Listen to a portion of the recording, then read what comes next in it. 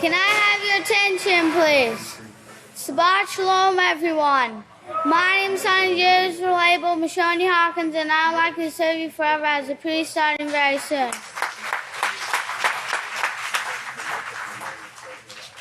It is now time to start finding your teeth for Sabbath services. Can I have your attention, please? Shabbat Shalom, everyone. My name is Yisrayl Hawkins. I'd like to serve you forever as a priest starting very soon. It's a privilege and honor to introduce to you the sons and daughters of Yisrael now entering the sanctuary. And now I'd like to turn it over to our first speaker, Yahaqob. Shabbat Shalom, everyone. You can be seated. Can peace of Yahweh be with each and every one of you. The title of my speech is Where Yahweh Chose to Place His Name. We are commanded to seek Yahweh at His house where He chose to place His name. Please turn to Deuteronomy 12:5.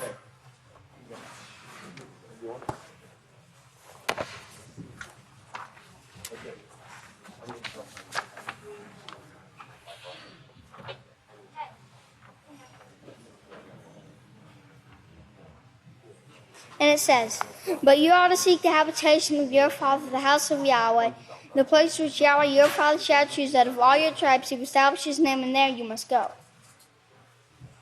Yahweh chose to place His name here at Abilene, Texas. Yes, the house of Yahweh was established in these last days.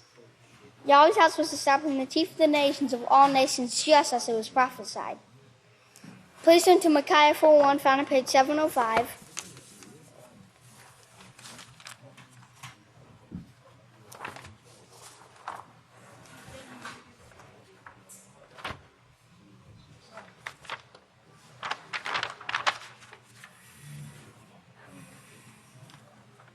And it says, "But in the last days it will come to pass that in the mountain promotion of the house of Yahweh will be established, and the chief of the nations.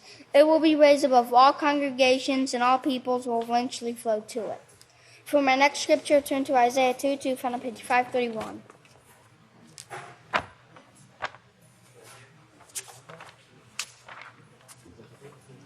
And it says, "It will come to pass that in the last days the mount of promotion of the house of Yahweh will be established, and the chief of the nations. And it will be raised above all congregations, and all nations will eventually flow to it." Yahweh's house had to be reestablished because it had disappeared after the time of Yeshua and the apostles. House of Yahweh established booklet, page 26. Satan was allowed to hold his rule in Agrippa sin after the house of Yahweh had disappeared, however.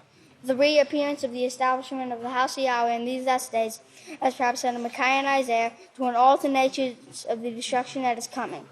Yahweh's house was established by two people, the two witnesses, and they prophesied about the destruction that will take place. Please turn to Revelations 11:3, front of page 977.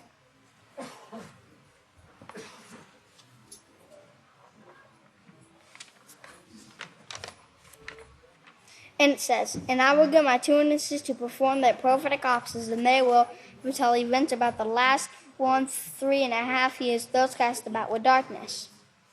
Now that Yahweh's house is established, it is our job to preach the same message and warn the nations.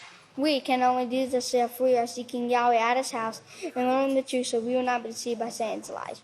We must humble ourselves at the feet of our teacher, Yisrayl Hawkins. One of Yahweh's appointed teachers, Shalom with the teaching and teach what we learn. Only by doing this will be a part of Yahweh's great work. Can Yahweh bless your understanding? And I'd like to turn to the son Yeshua Benjamin Alexander for prayer.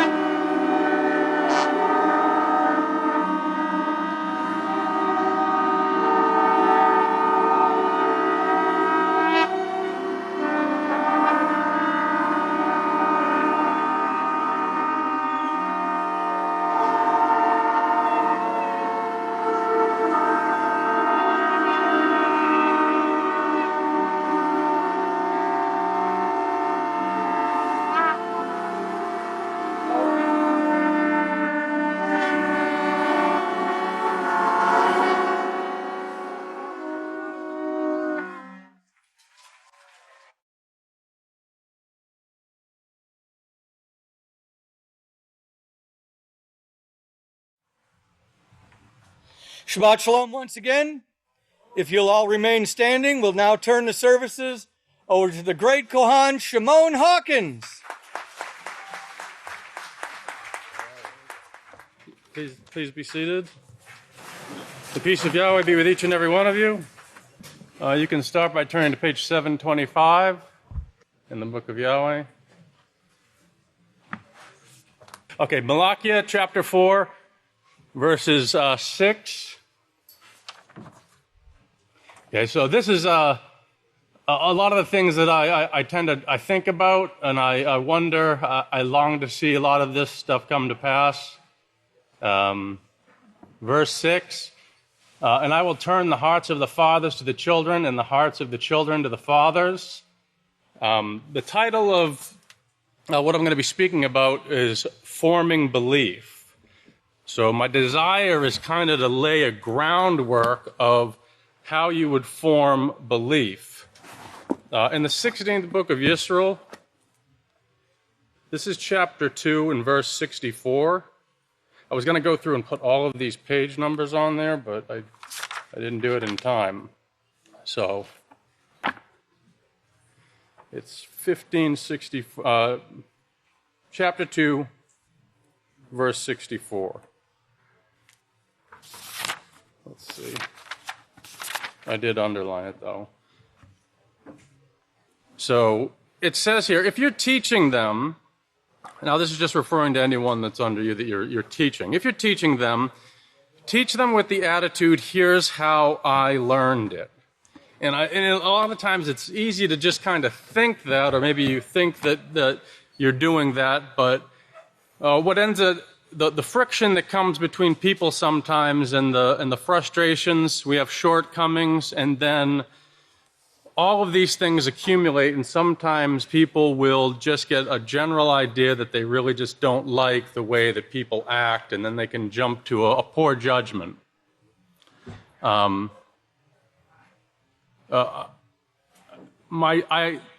actually, when I first became a priest, I really desired to speak to children, to speak to and encourage them to do righteousness. And it was about 17 years ago that I did it, and then I don't know if I felt that I just couldn't do it or exactly what it was, but, you know, I would say that it was something that I was concerned about, and then now as I've gotten older, now it's not just that I'm concerned about it, now I get worried about it.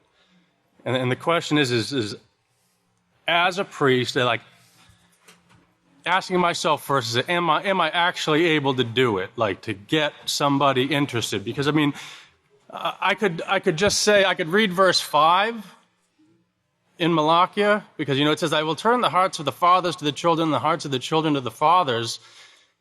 And I could take the stress off myself. I said, man, if I read verse 5, it says, behold, I will send you the law and the prophets, the strength of Yahweh before the coming of the great and wonderful day of Yahweh. And I said, man, Yahweh's going to do it. I don't really have to do anything, you know, and just kind of take the pressure off myself.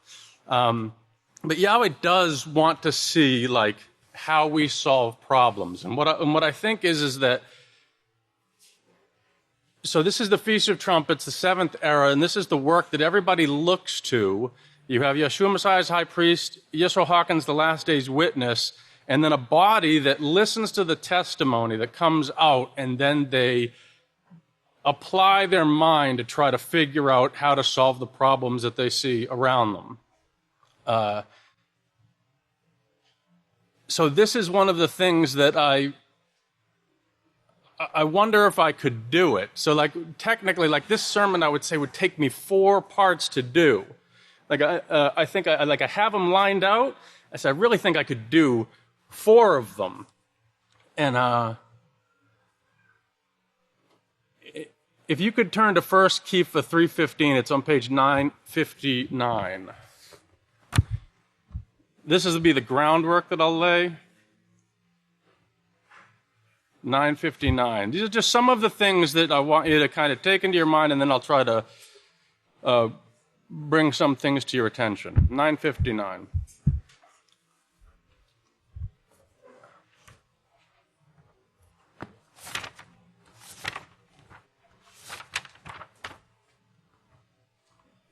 1 Kepha 3:15.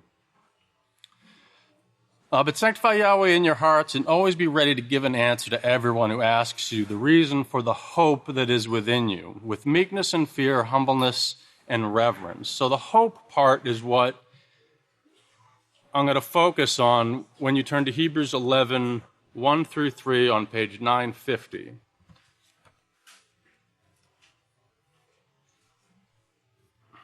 So this is Hebrews 11.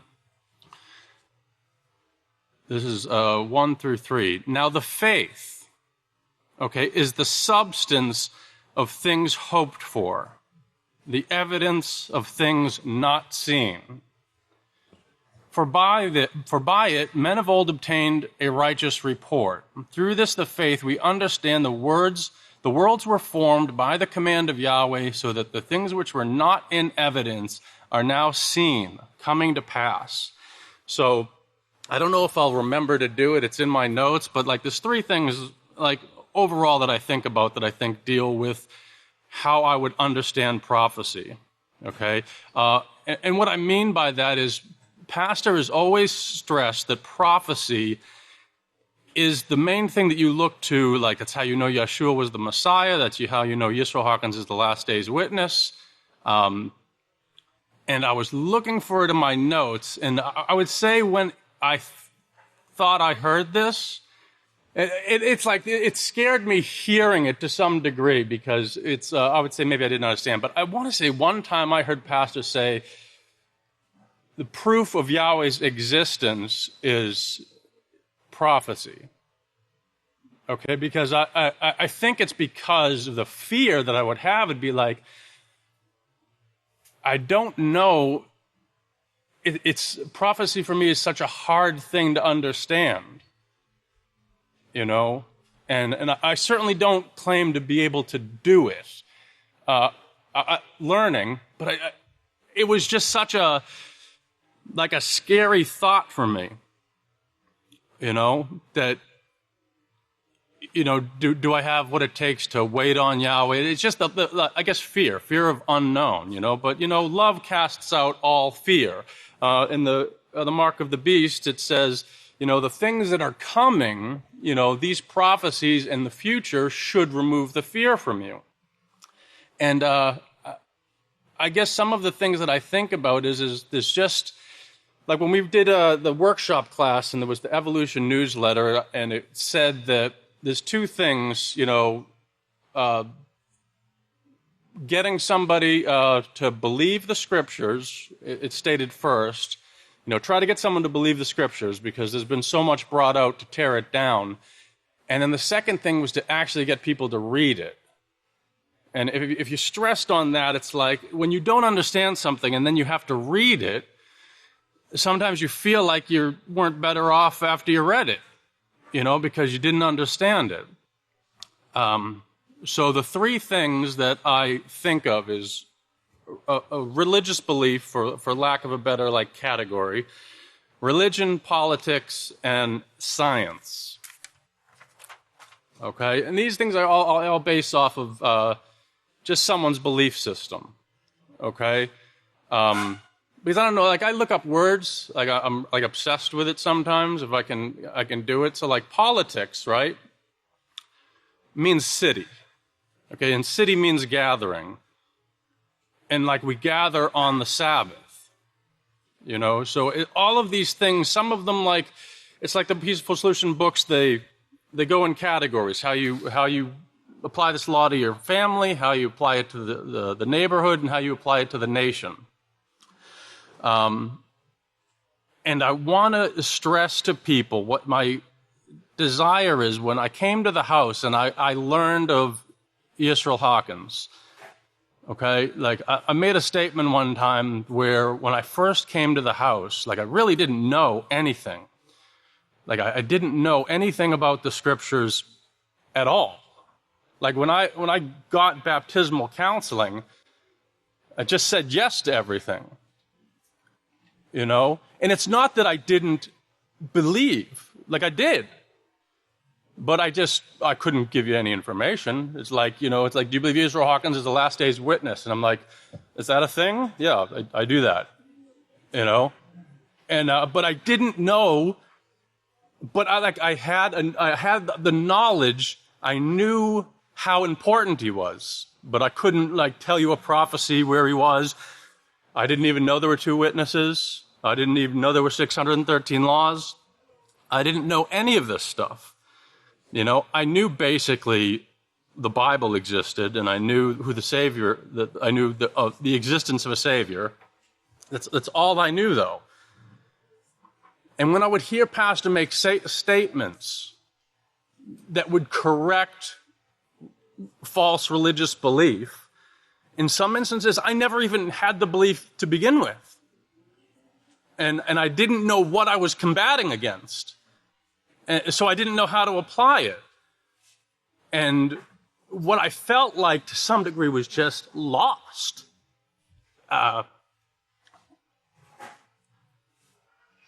It was because it was like the last thing I wanted to do was mess up this opportunity.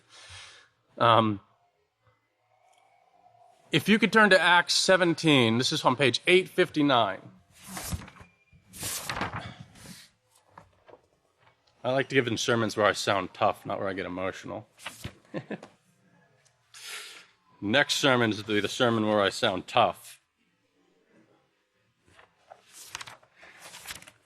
Let's see, 859.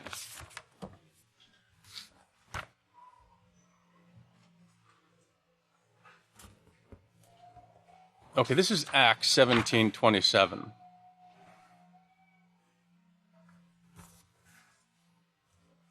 All right. Nope, this is wrong. I'm in the wrong chapter. 17:27. Okay. So you can read further up if you want to kind of know all the context of it, but I want to start in verse 27. So it's making a statement that they might seek Yahweh. Okay, this would be the desire that I would have to create within someone, that they might seek Yahweh in hope. Remember, faith is the substance of the things that you hope for. That they might feel their way toward him and find him, though he is not far from each of us. For in him we live, we move, and we have our being. As also some of your own poets have said. Now, this is what I find interesting, okay? I like finding things where everybody is in agreement, okay? Now, what I mean by that is, when he's referring to the poets, if you look this up, for what use the internet has, they claim that he's quoting a Greek philosopher, okay? This is what they claim. He's quoting a Greek philosopher, who is making reference to, would be the creator, but he's referring to Zeus, okay? Now, I had a lot of beliefs when I was in the world, and I couldn't tell you where I got them from. But when I'm in the house, when I've been in the house, I find where I got certain things or certain ideas that I had. I'm going to quote him the reason why I quote this is because Pastor made a statement, if you get the White Buffalo Prophecy prophetic word, some brilliant information is in here. Pastor says, I quote other books. He quotes the Quran, he quotes Native American literature, and he says, I don't quote them because I trust in them at all. He says, but other people do. And he says, and that's why I quote it. So this is a man, his name is Albert Camus. He received the Nobel Prize for Literature. He was one of the youngest men to receive the Nobel Prize for Literature. And so this is what he says. And you'll hear this sometimes. I was going to ask the great Khan that does the news, because he made a statement that references what this man references, and I wanted to know where he got that said to him. Maybe you just saw it on the news. This is what he writes. Of whom and of what indeed can I say I know that? The heart within me I can feel, and I judge that it exists. This world I can touch and likewise judge that it exists.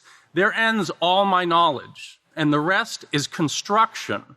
For if I try to seize this self, which I feel sure, if I try to define and summarize it, it is nothing but water slipping through my fingers.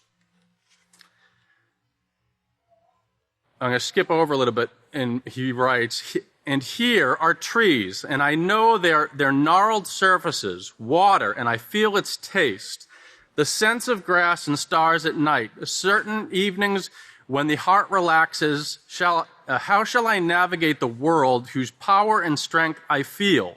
Yet all the knowledge on earth will give me nothing to assure me that this world is mine. You describe it to me. Now, this is a reference to science, okay? Listen to what he says. You describe it to me and you teach me to classify it. You enumerate its laws, and in my thirst for knowledge, I admit that they are true. I'm going to stop for a second there. Pastor wrote, when he quoted, he said the book, The Flood.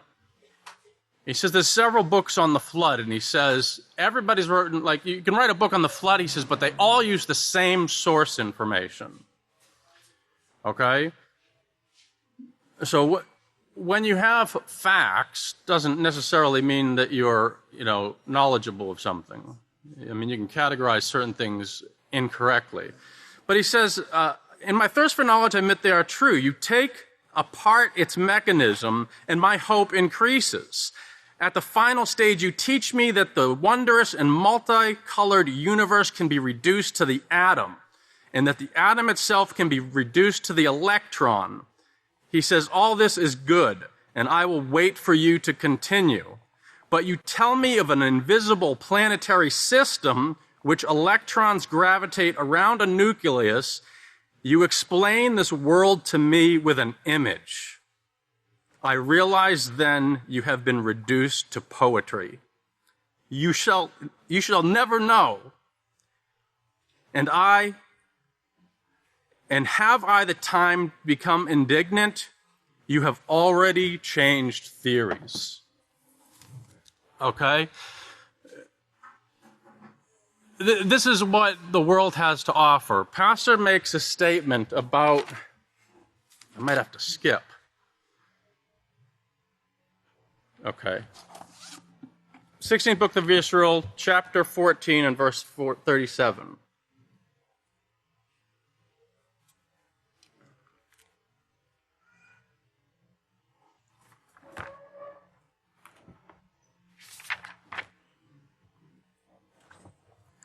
Pastor says, the reason I tell you this is you're going to have to put your trust in Yahweh. One of the best ways to do this is to get it in your head that nobody can foretell the future except Yahweh. Okay, now this is one of the things that you have to keep in your mind and you have to remember. And what I would like to say is, I'm not going to turn to a lot of it because I'm not going to end up having time. I'll just quote what I wrote down. So this is in chapter 2 and verse 64. This is talking about examples. All of you who are wanting jobs in the house, wanting to be teachers, teach yourselves. Okay? Pastor says this in question form. You've got a position in the house, question mark. Be kind and thoughtful and helpful and concerned about your brothers and sisters in the house. Okay, now, this is from a book called Companions in Crime. And he says one of the reasons why youth turn to crime, and this is under the heading of boredom. Because adolescents in industrial societies are denied full participation in adult activities and roles, they sometimes find themselves with large blocks of time and little to do to fill them. Boredom is endemic to adolescents because there's much in their life that they do not control. All right, so the reason for this, okay, like I said, I want young people to gain a belief in Yahweh. Maybe it's not an easy task. You have to, it's easy with the information if you will find yourself interested in it. A lot of times, I don't have this in my notes, I had it in like the rough draft, but Pastor mentions two teachers. Okay, you can probably find it in the book of Yisrayl, where he talks about two teachers that he had. How many, like, the question would be, do you want to be like a spelling teacher or do you want to be a math teacher? And according to Pastor's classification, I would rather be the math teacher.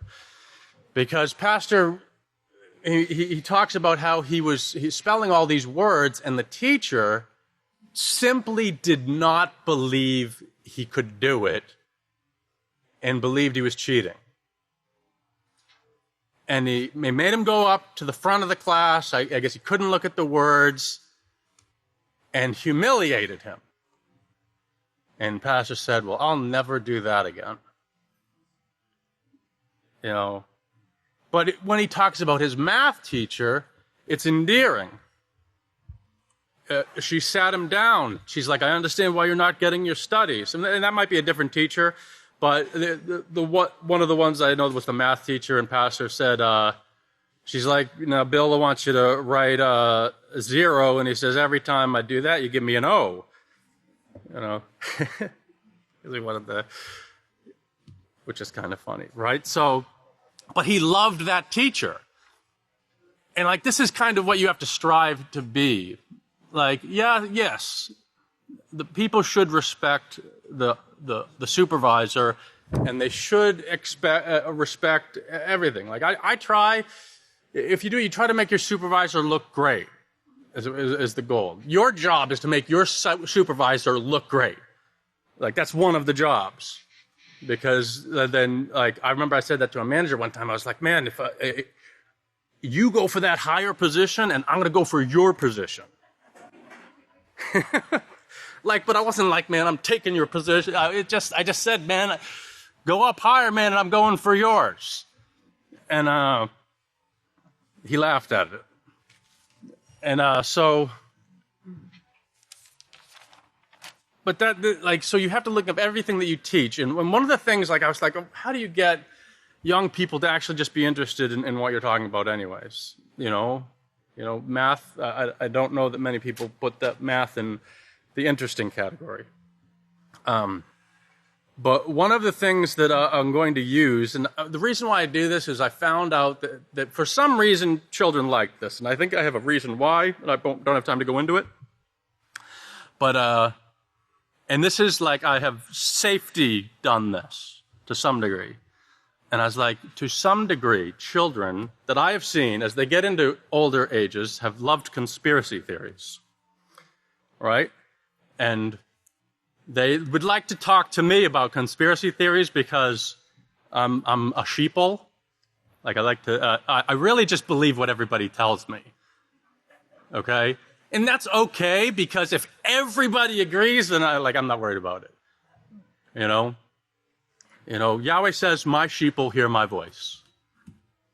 And I'm doing my best to do that. So, I'm going to talk about conspiracy theory, but since that is very, very political, and I'm not going to get into that, I tried to find safe things that I considered conspiracy theories. So I'm going to talk about the Loch Ness Monster and Bigfoot.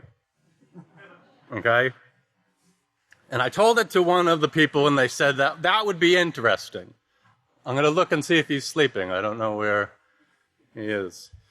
But so, there was a reason why I did this, okay? Because I'm talking about belief and how you form belief, okay? And for the most part, I couldn't tell you anything that I was really taught when I was younger, except basic school stuff.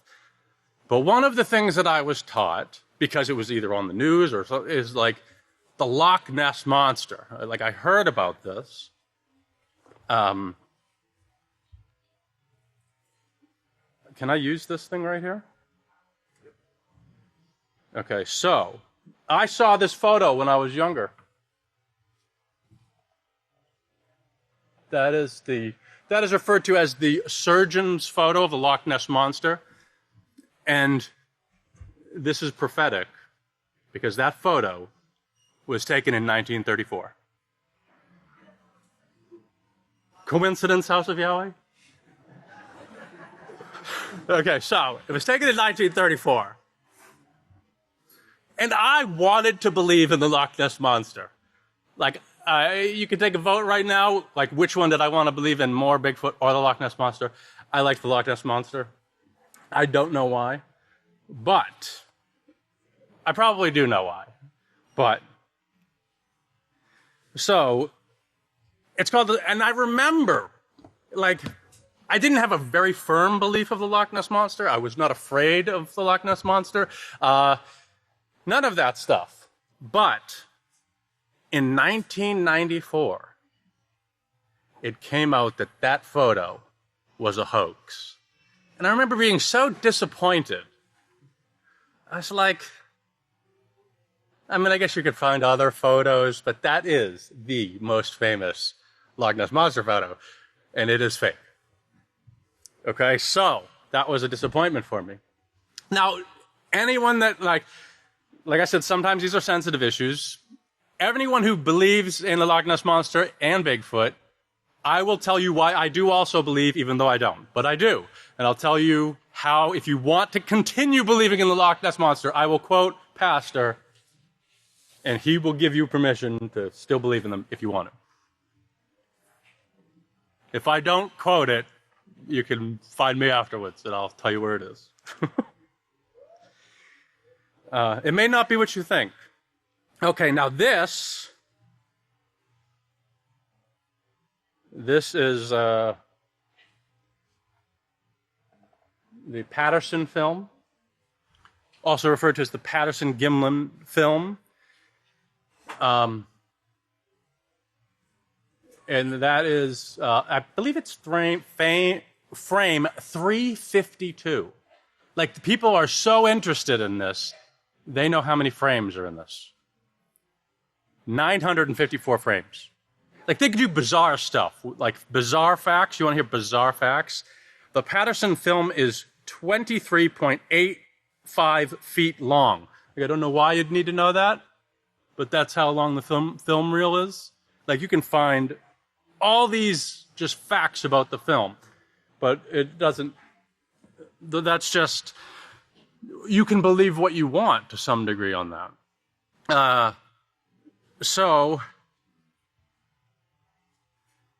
Okay, so I'm going to, I have it right here. I can't believe I didn't put where it was found in here, so I might not be able to give it to you. It is in the 16th book of Yisrayl. Wait, no, it is. It's 16th book of Yisrayl. It's chapter 9 and verse 85. Chapter 9. Where is it? 8, 9, 94. Okay, verse 85. Now, if you still wanted to believe it, this is why I still believe in the Loch Ness Monster and Bigfoot. 85. But you say, this is Pastor, but you say, oh, this is a dream world. Shimon, you think this is a dream world? Well, you think this can't be done? And he quotes Dick Tracy and stuff like that. Does anyone remember Dick Tracy? He goes through, I'll skip some of that. But the things that they are doing right now in laboratories and the things that you see, I doubt if you'll see it for a long time, but it is being done undercover in barns, shielded places, but it is being done. They have dreams of breeding up from mankind these diseases. I think cryptoid, if you look up cryptoid, the con over the news said it referred to diseases, but if you look up cryptoid, it will actually refer to cryptozoology, which is the Loch Ness Monster and Bigfoot. They're things that they don't know if they exist or not. But they got ready to work with they're already at work with the virus, the microorganisms, and they're learning to do it. And it wouldn't be surprised me if they haven't got some already, and they're just trying to figure out a way to produce and control them. That's the thing. Okay, so it's not that it's impossible, but I just don't like it when it's done mysterious. Like when it's a mystery and I can't put it and formulate it in my head, I just can't have a firm belief of something. But it is possible, I just want to be able to quote the scriptures when I say it. Now, the last thing, like I would love for someone to want to build themselves. I was going to quote Luke 2:46. Finally, after 3 days, they found him in the sacred precincts, sitting in the midst of the doctors, both listening to them and asking them questions. Ask yourself questions that would benefit you in righteousness and strengthen you in righteousness. Ask those types of things. Build your faith in Yahweh. This is something you don't regret, okay? Like I tried to quote some things where people, they acknowledge that they fall short in all of their predictions, okay? They can change a theory and they're saying, well, I'm just being honest. Well, just because you're honest doesn't mean you're wrong, You can be just straight up wrong. I would say do everything you can to build yourself in righteousness. You will not regret it. If you could all please stand.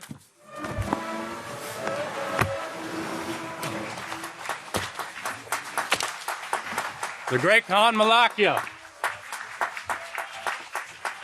Praise Yahweh. Please be seated. Yahweh, peace be with each and every one of you.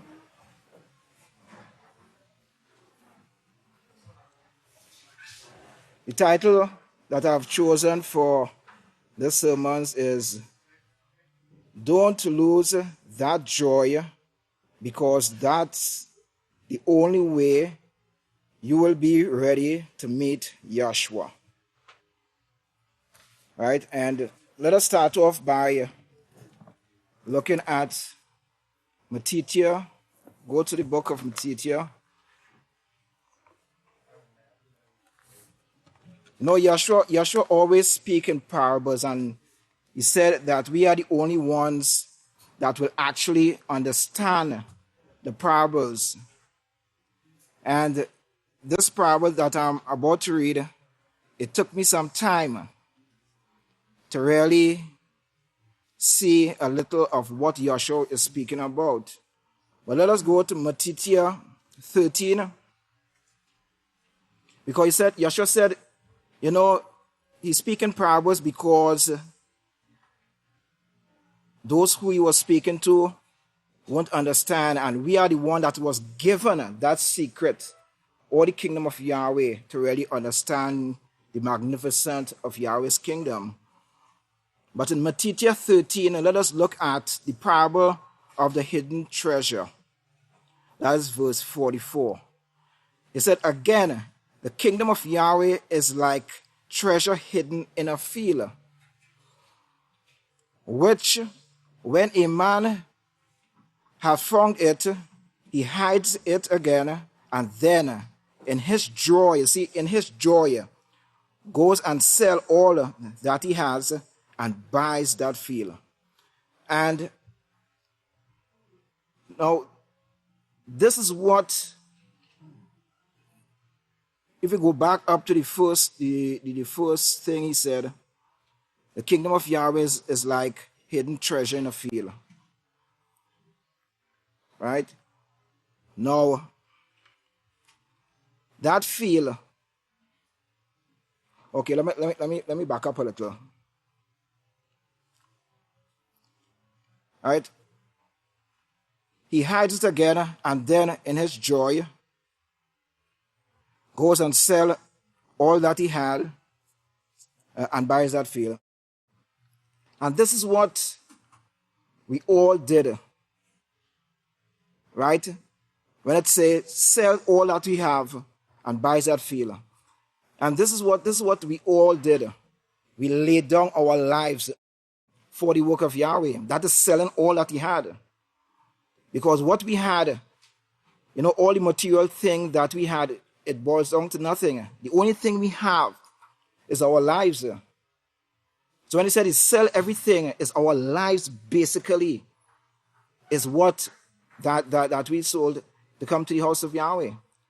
And we vow to Yahweh that we will keep his laws and remain steadfast to Yisrayl Hawkins, because he is the hidden treasure that we found. He is that hidden treasure. that hidden treasure in the field. Now the field is that 4,199 religion. That is the field. The 4,199 religion. And we were able to find that treasure. Right? And this is what Yahshua is speaking about here. Genesis 3:1, it said, now the serpent was more subtle and crafty than any beast of the field. So in that field, we were able to find that treasure. We were able to find Yisrayl Hawkins. Now, let's find out how that was possible. Let's go to Yakanan. Hold our place here, and let's turn over to Yakanan 60. 60. Yakanan 6.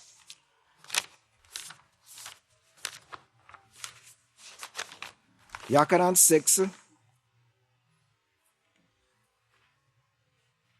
Basically, okay, well, let us just get to the point. Yakanan 6:44. He said, no man can come to me unless the Father who have sent me draws him. Right? So this is how we were able to find that treasure. Yahweh actually called us out of this beast system, out of these 4,199 religion, and he showed us this treasure. And this is what Yahshua is showing us here. And sometimes, I will hear a certain statement that we were given to Yisrayl Hawkins. And the honest truth, I always had a problem with that statement. And let me tell you the reason why. It's because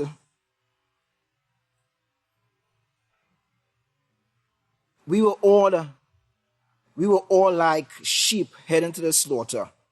Every one of us was like sheep heading to the slaughter. He was the one given to us to straighten our lives up. So he was given to us to straighten our lives. Because, sometimes, if you're writing a book, you could use this crazy as hell. Take that statement, that sentence, and put my picture right next to it. Because that is how we all were before we came to the house of Yahweh. Crazy like hell. We were doing crazy, foolish things. And not until we came to the house of Yahweh, and Yahweh gave Yisrayl Hawkins to us to straighten us up, to help us get into the kingdom of Yahweh and what is ahead of us. Because the whole thing about it, we have to believe this message that Yisrayl Hawkins is bringing forward. That is the key thing. We have to believe the message, because if we don't believe this message that he's bringing, we won't make it. Let's turn to Exodus 18. Exodus 18. Let's look at from verse 19. Listen now to me, and I will give you sound advice, and Yahweh be with you. You must be the people representative before Yahweh. Now, this was the time of Moshe. And what we have to understand too, in the days of the judges, when the people continuously going astray, it said Yahweh will raise up a judge to judge the people. And when we read that time event, we will see that every time Yahweh appoint a judge, the people Yahweh will straighten up their lives. And this is why I'm saying Yisrayl Hawkins was given to us, because his name is already proofread. He is already assigned a position in Yahweh's kingdom. None of us ain't assigned that position unless we continuously let him be steadfast in him and do the things that is required to enter that kingdom. So he said, you must be the people representative before Yahweh. So we see he is the one that is going to Yahweh through Yahshua for us. No other way we can get to Yahshua. And that is given over and over in the book of Yahweh for our example. And he said he will bring their dispute and bring their dispute to him. And you shall teach them the ordinances and laws. And this is what, when we came into the house of Yahweh, we start learning Yahweh's laws, we start learning the ordinances and so on. And we started rejoicing. And shall show them the way in which they must walk and the work that they must do. So, do we really, really understand the walk that we must walk? Do we really understand it? And the work that we were called out to do? Do we really understand it?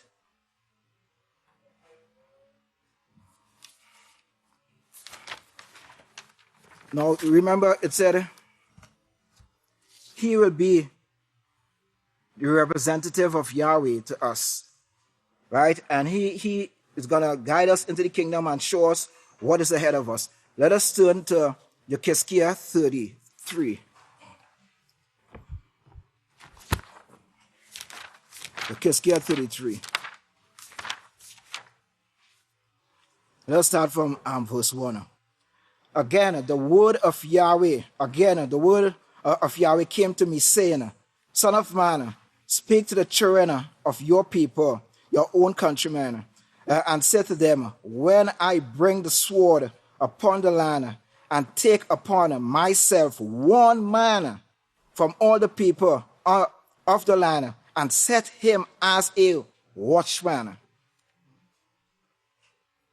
One individual, and set him as a watchman. Now the word sword in Hebrew is Hebrew word 27:19 from 27:17, and means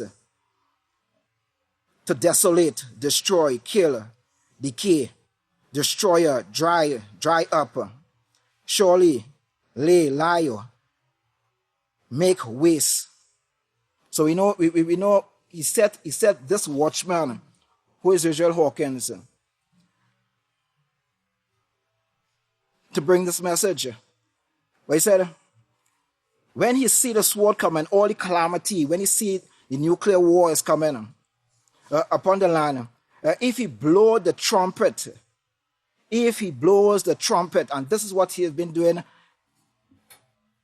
bringing the message, blowing the trumpet, shofar, and warn the people, then whoever hears the song of the trumpet but does not heed the warning, if the sword comes and take him away, his blood will be on his own head. So if we hear the message and we don't take heed to the warning, that blood will be upon that individual head. Now, as I mentioned, we have to believe the message. That's the key thing. Now, how can we know how much someone really believes? How can we know if someone really believes? By their action. By their action. We can actually know how much an individual believes. If you believe this little, or you believe, the whole 9 yards, we can actually tell by the action how much someone believes. Now, if you are not coming to confession, do you believe the message? If someone is not coming to confession, is that person believing in the message? No. If anyone not paying tithes, is that person believing in the message? No. When pastor get up here and speaking, right, and someone is like this.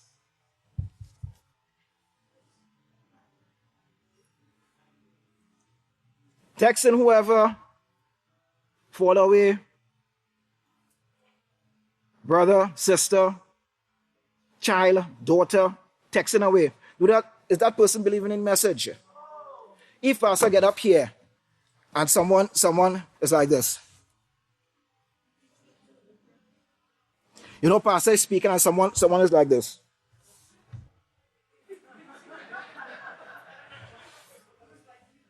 Is that person believing the message? No, that person not believing in the message. Now, if outside of United States, if someone is not putting diligently things to come to Abel, if Yahweh is blessing them and they're not putting things diligently to come to the mountain, is that person believing in the message? No, that person not believing in the message. Let's go to 2 Corinthians 13. 2 Corinthians.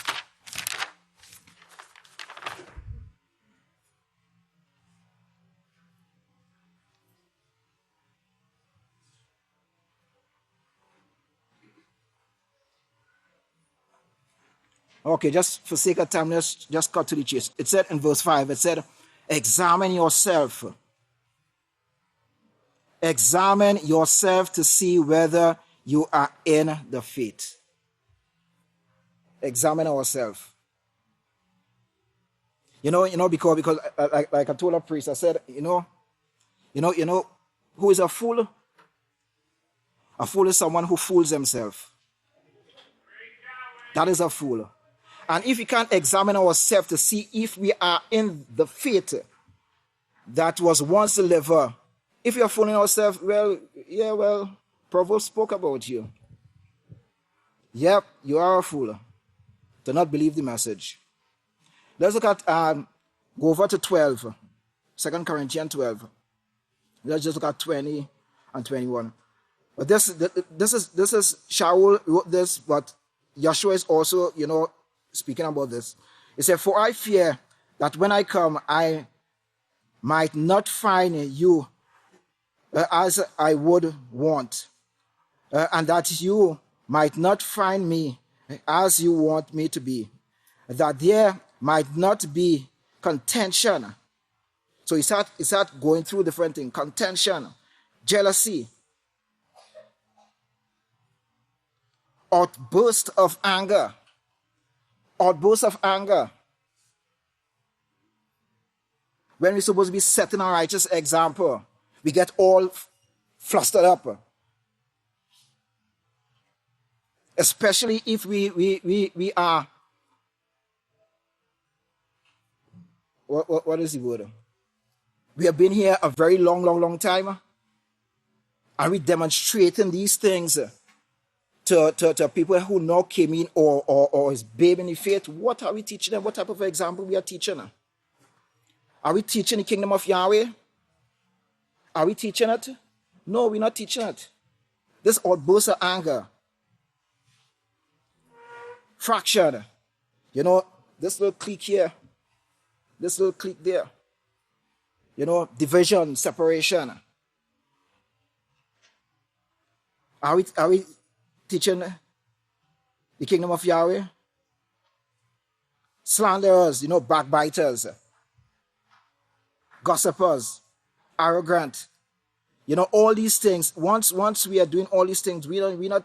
Yeshua saying he will not find us the way that we should be when he comes. I have to get going. How much time do we have? I'm not speaking to the timekeeper, but that's a question. So, how much time do we have? Okay. Can we look at this?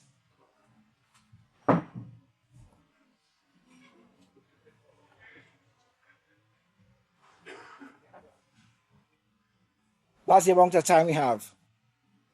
Doomsday clock's in 2 minutes, representing 3.5 years. And we still have to remember it cut short. So that is the time. That's the time we have. This is from USA Today. And this was given in the 24th, the first Roman month, 2019. It said, Doomsday clock.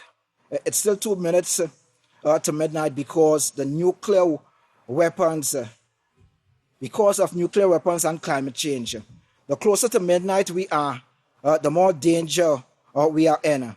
According to the group, the clock convey how close we are to destroying our civilization with dangerous technology of our own making.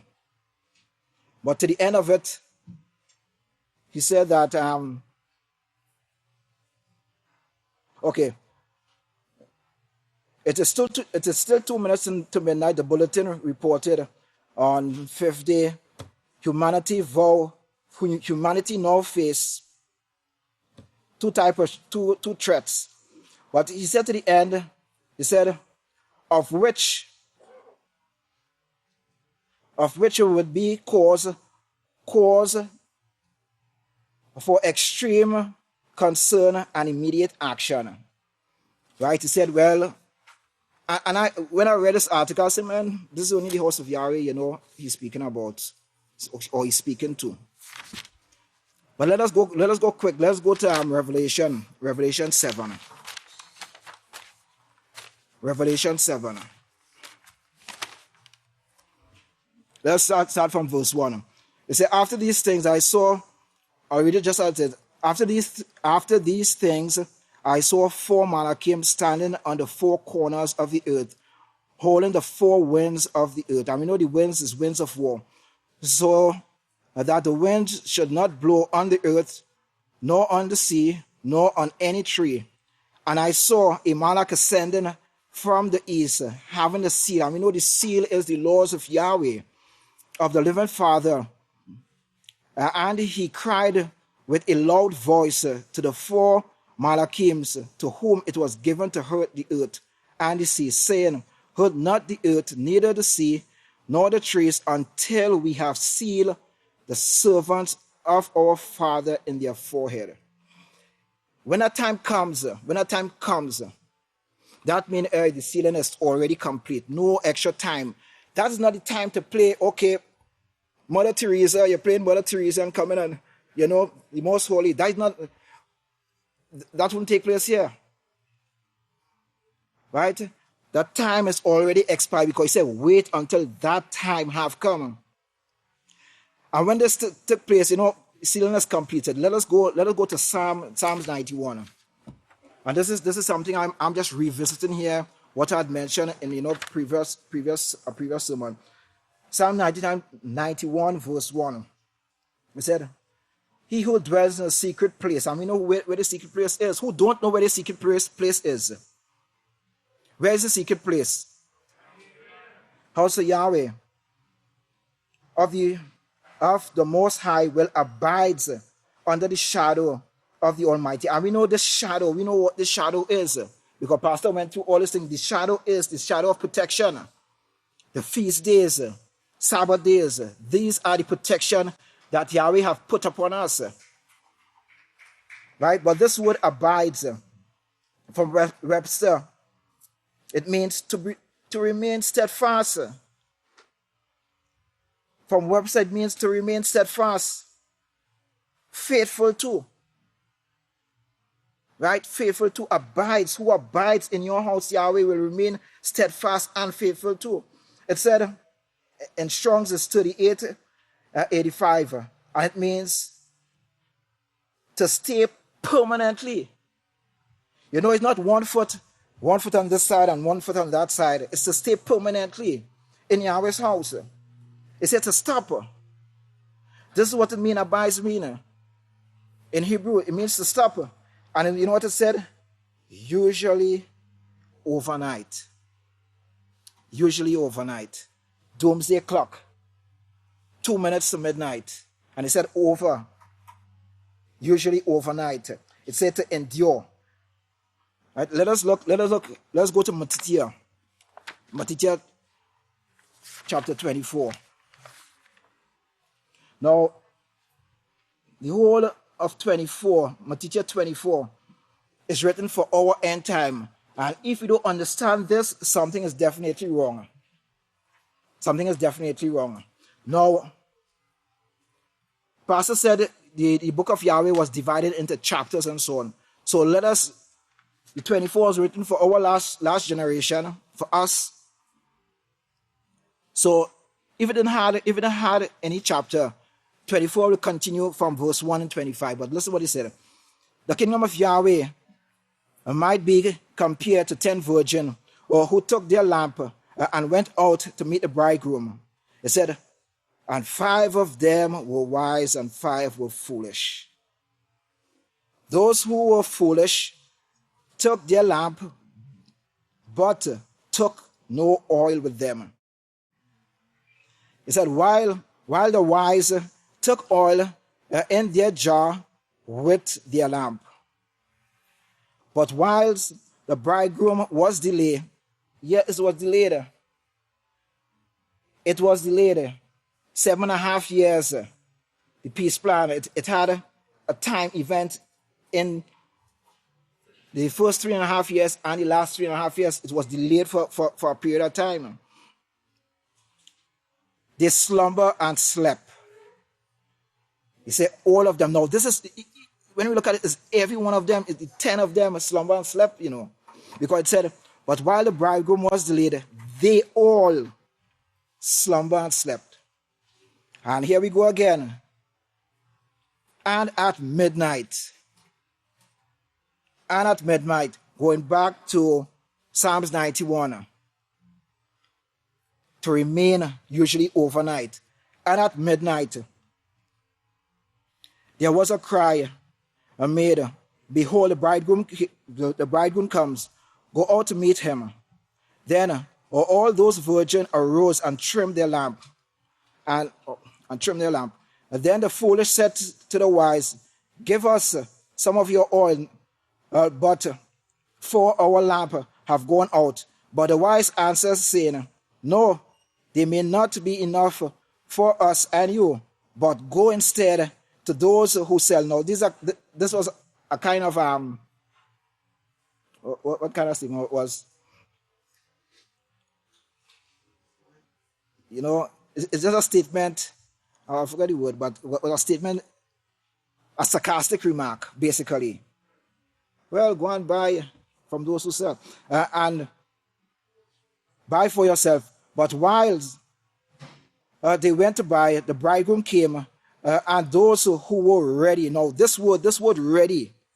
He said, those who were ready. This word ready, it means in a suitable state for an activity, action, or what? Or a situation. So these were ready. Now from dictionary.com, ready means completely prepared or in fit condition for immediate action or use. So you see, these 5 who stored that oil, they were actually ready to meet Yahshua. Not the other 5. Right? They weren't ready. But while they went to buy, the bridegroom came, and those who were ready, they were prepared. They were practicing the laws. They had that golden oil stored in them. Ready went in with him to the marriage supper, and the door was shut. So we see that time that Revelation spoke about, Revelation chapter 7, that time was expired. Right? And the door was shut. Later, the other virgins also came, saying, ruler, open the door. But basically what Yahshua is showing us here is half of the congregation was ready. 5 was wise, and 5 was foolish. Half of them took the oil, took that teaching, believe in the teaching, believe in the message, and they stored it. So he showed us was half were ready. Okay, let us just in closing, let us just go to Hebrews chapter 3. So half of them took that oil and went out. They keep on being steadfast to Yisrayl Hawkins. They didn't waver in any form or fashion. For closing, let's go to Hebrews chapter 3.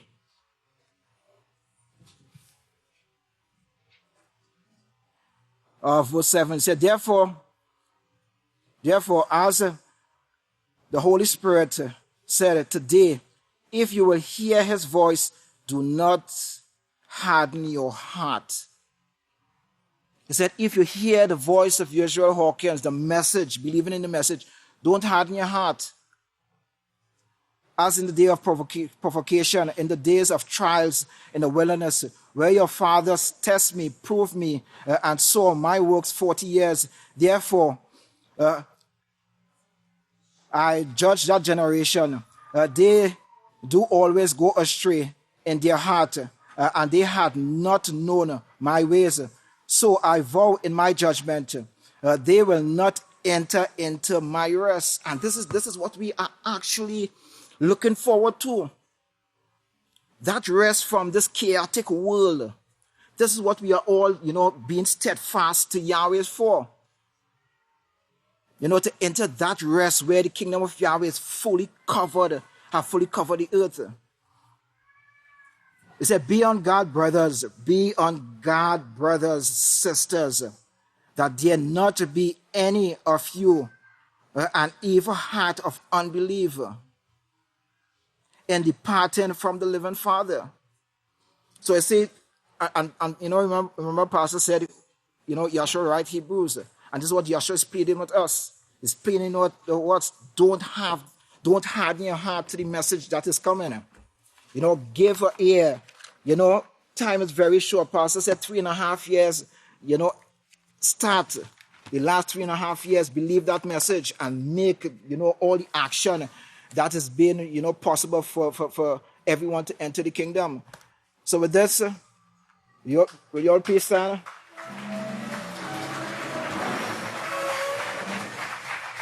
I'd like to turn the podium over to the mighty priest, a great priest in the Yahweh South, Karen Kanaf Hawkins.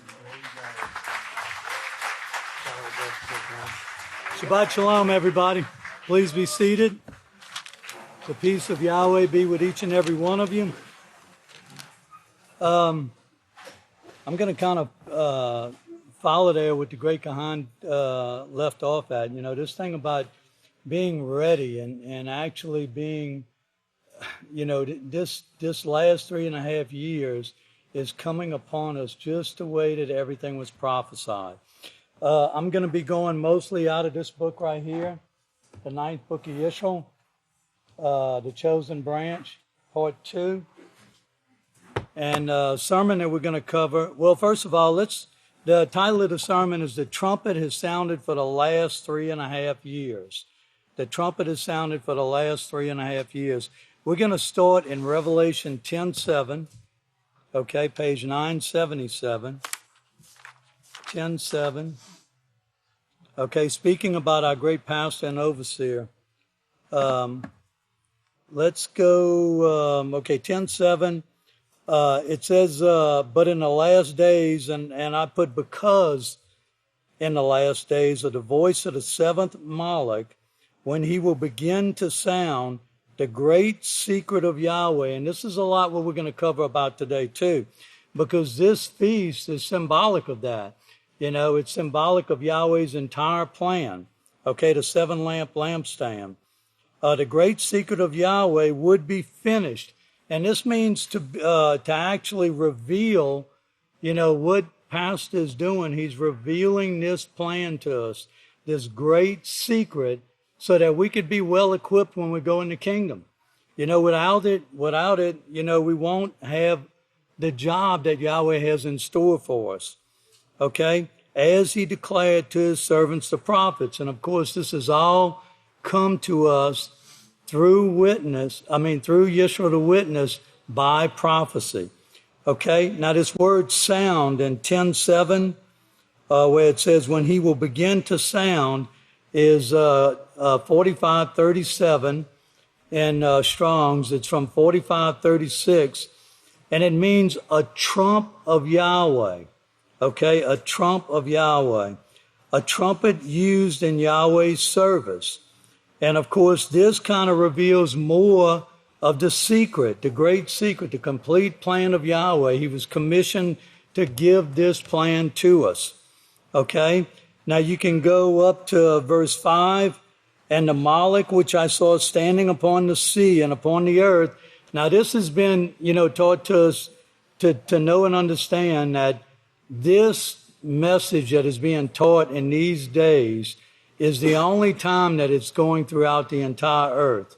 Okay, the sea is the people, and of course the earth lifted up his hand to heaven and vowed, in verse 6, and vowed by him who lives forever and ever, who created heaven and the things that are in it, and the earth and the things that are in it, and the sea and the things which are in it, that there should be time no longer. And of course that this time which was delayed, actually Yahweh delayed it on our behalf so that we could become more educated in his use, that the time would not be delayed, that it should be time no longer. Okay, that this time that Yahweh allowed for us to have the midst of that 7-year plan, okay, now we have entered into the last 3.5 years. Okay, so let's go ahead and go. I'd like for everybody to follow along as we cover this this great book of Yisrayl in chapter 11. Okay, now this is again the 9th book of Yisrayl. Okay, when a lot of persecution was coming upon the house at this time. Okay, in the 9th book of Yisrayl, this is chapter 11, page 110, and the date was 9/19/09. Okay, the title of the sermon is The Feast of Trumpets Shows the Complete Plan of Yahweh and also the House of Yahweh in these last days. And what I'd like for everybody to kind of keep in mind, you could see how the classes are going. You know, both the Lamuja class, you know, and the law class for the men, and even for the certification class for the women. You know, it's the same thing. Everything is coming out of the book of Yisrael. You know, if you would get left with only 2 things, it probably should be the book of Yisrael and the book of Yahweh. You know, because these are the things that we're going to learn from. These are the things that we're going to be teaching to all of the ones that are coming in. Okay? So once again, let's go ahead and start. This is at verse 5 on that page 110, chapter 11. Pastor says, but I've got to show you about the Feast of Trumpets. Actually, this sermon took place the day before the Feast of Trumpets. Okay? We're actually right now, and people have never known it before, but if you'll turn over to Exodus, they never knew what they were celebrating when they celebrated the Feast of Trumpets. It actually is a feast of what? Trumpeters. You know, this is not just pastor. This is all of us. We are all supporting this work. And actually, when pastor gets up here and closes out, he's turning that message over to us to go forth and preach it and publish it. Okay, so we all play a very important part in this plan. Praise Yahweh. It's a celebration of the 7 works. In Exodus 25, it's a celebration, and now we're celebrating the last work. Praise Yahweh.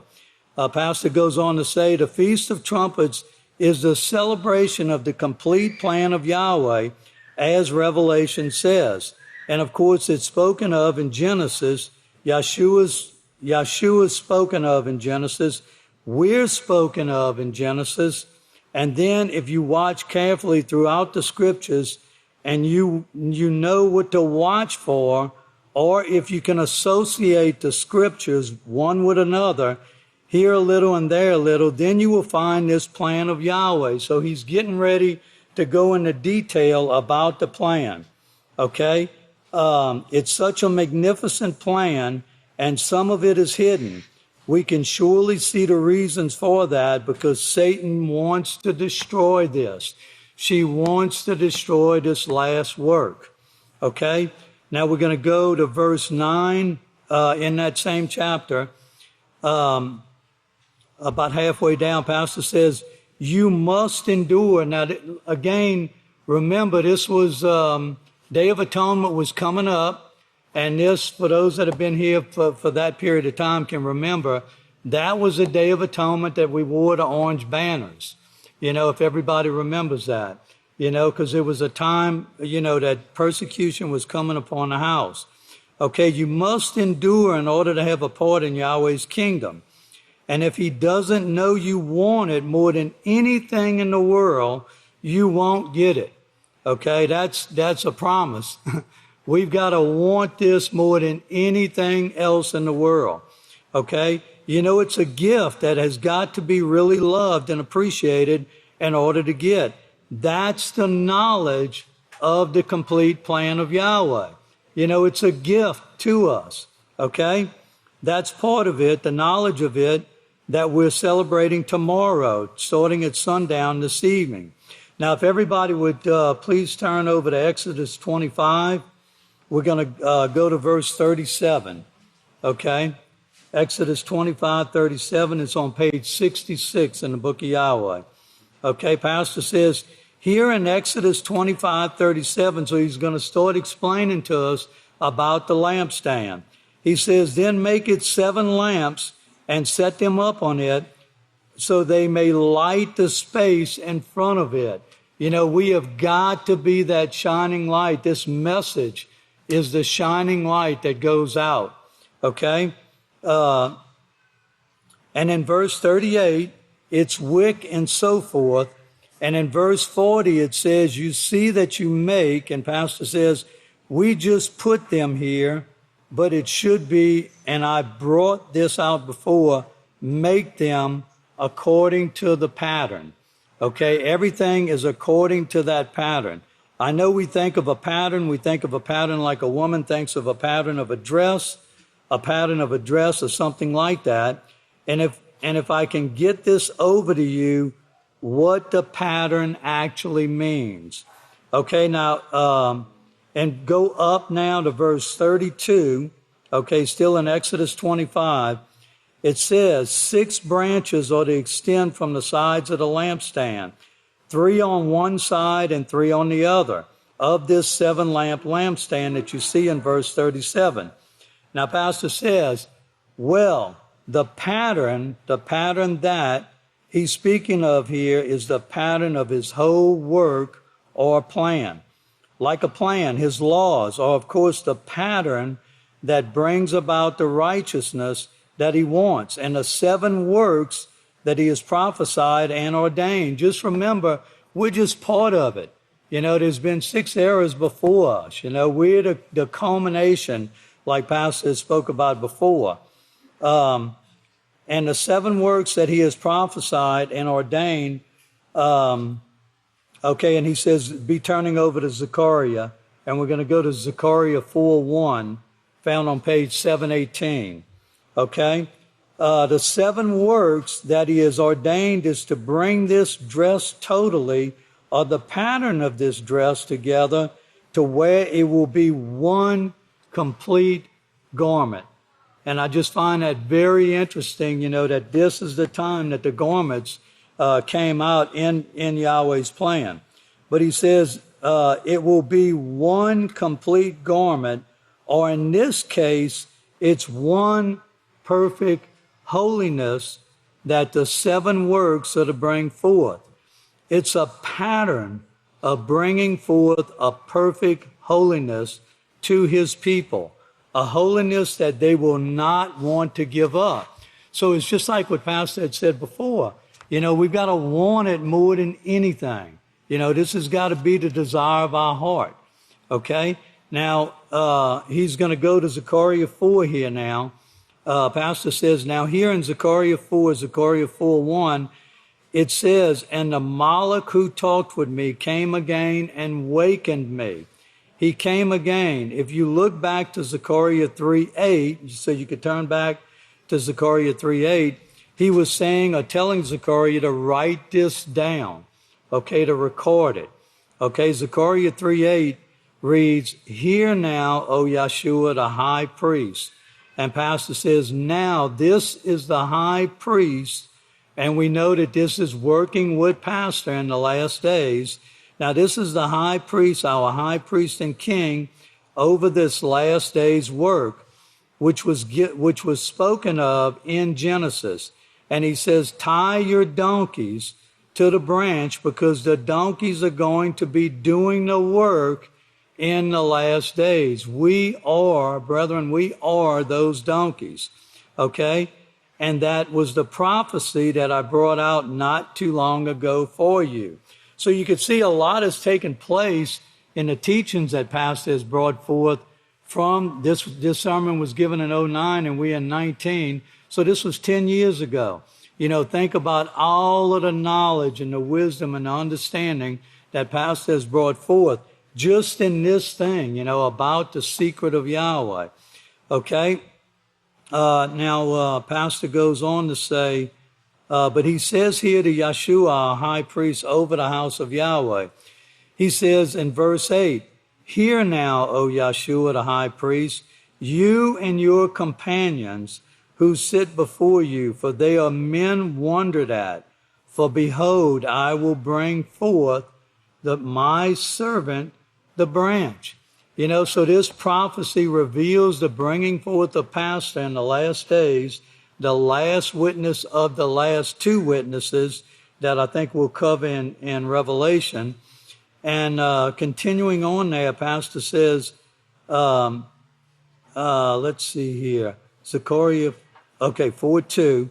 And he said to me, what do you see? So I said, I see and behold a lampstand. Well, we just read about this lampstand back over here where he gave the pattern of righteousness and the plan to bring it about to Moshe and said, see to it that it's made exactly according to this. Okay, according to this pattern. Okay, so we're going to drop now down to verse 21. Well, let's read verse 20 because it's talking about the appointments of Yahweh, which is one that we're celebrating today. Okay, now if you'll think of the Sabbath day, think of the Sabbath right now and its appointments with Yahweh, and think that this is a part of this pattern or this stitch that's in this garment. And if you leave the stitch out, it's not made exactly according to the pattern. So maybe this will help you to see what he's talking about when he says pattern. It's got to be made according to the way that Yahweh has put things in place. Okay? It's a pattern of the kingdom of Yahweh. It's a pattern of the plan that Yahweh is bringing forth here. So here we see this lampstand and what it's going to do, that it's going to actually reveal to us in the last days Yahweh's plan. You know, we see the 6 works that preceded this work, and we know that this work, the 7th lamp on the lampstand, is the work that we are part of. Okay, they brought forth this work. Okay, so in verse 21, so here we see this lampstand and what it's going to do. He said, and behold, a lampstand all of gold, and its bowl for oil on the top of it, with its 7 lamps on it. And there are 7 pipes to the 7 lamps. And of course, this is the oil going to feed the light. Okay, and Khan Malakia had covered earlier, you know, about being ready. You know, we've got to study to show ourselves approved. We've got to have this oil. Everything that's in these books, we've got to have it. Okay? And then Pastor says, now I'm skipping a lot, I know, because there's a lot of prophets wrote, but you should remember this as we go through this. But go over to Revelation now. So he's going to go page 971. Go to Revelation 1:12. Okay, Revelation 1:12.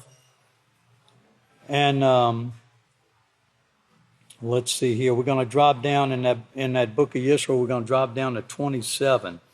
Okay, but just think about it. This is, to me, this is the greatest explanation of how we fit in Yahweh's plan, and actually the whole basis of this Feast of Trumpets. You know, if you have time, you need to read the entire sermon, you know, because Pastor did a great job. Anybody could understand. I'm talking about with a believing mind, I mean, you give this information to somebody who's not being called, they're not going to see it. But anybody with a believing mind, they'll see and understand how this great Feast of Trumpets is a picture, of Yahweh's plan. Okay, the great secret. Okay, so we're going to go to verse 27 now. Pastor says, well, here now in Revelations 1:12, we got to get this all in succession or in an order. Okay, Revelation 1:12, he says, and I turned to see the voice that spoke with me. And having turned, I saw a golden 7-lamp lampstand. We see this 7-lamp lampstand in many places in the Holy Scriptures. The Christians can't deny it, that it's not a part of this last day's work as well as the work before. Okay, but they just don't understand it at this time. Okay, let's see here. Okay, and Pastor goes on saying, well, of course, that was what we saw now back in Zechariah, but also back in Exodus, when he was giving Moshe the pattern of this kingdom, he was giving Moshe the entire work of the house of Yahweh throughout the entire period of man. Okay, in verse 28, and then in verse 13, now this is Revelation 1:13, Pastor says, and in the midst of the 7-lamp lampstand, one like the Son of Man. And of course, what he's trying to show us now is how this last day's work is going to be. It's going to involve both Yeshua with Pastor. Okay? Speaking, of course, of Yeshua, this is Pastor speaking, who is now the high priest over the house of Yahweh, and he's at Yahweh's right hand until Yahweh makes all of his enemies his footstool. Okay? One like the Son of Man, clothed with a garment down to the feet. You see that word garment again. Okay, with a girdle of gold about his chest, and you'll see the gold also at this feast. Look on down to verse 20 now. Verse 20, the secret of the 7 stars, which you saw in my right hand, and the golden 7-lamp lampstand, the 7 stars are the messengers. Okay? That's 7 messengers, Pastor says, of the 7 congregations of the house of Yahweh. Okay? That is the 7 areas of the work that Yahweh brought or is bringing forth, 6 of which are done, and we are the 7th. There's not going to be an 8th work. Don't let nobody tell you anything different.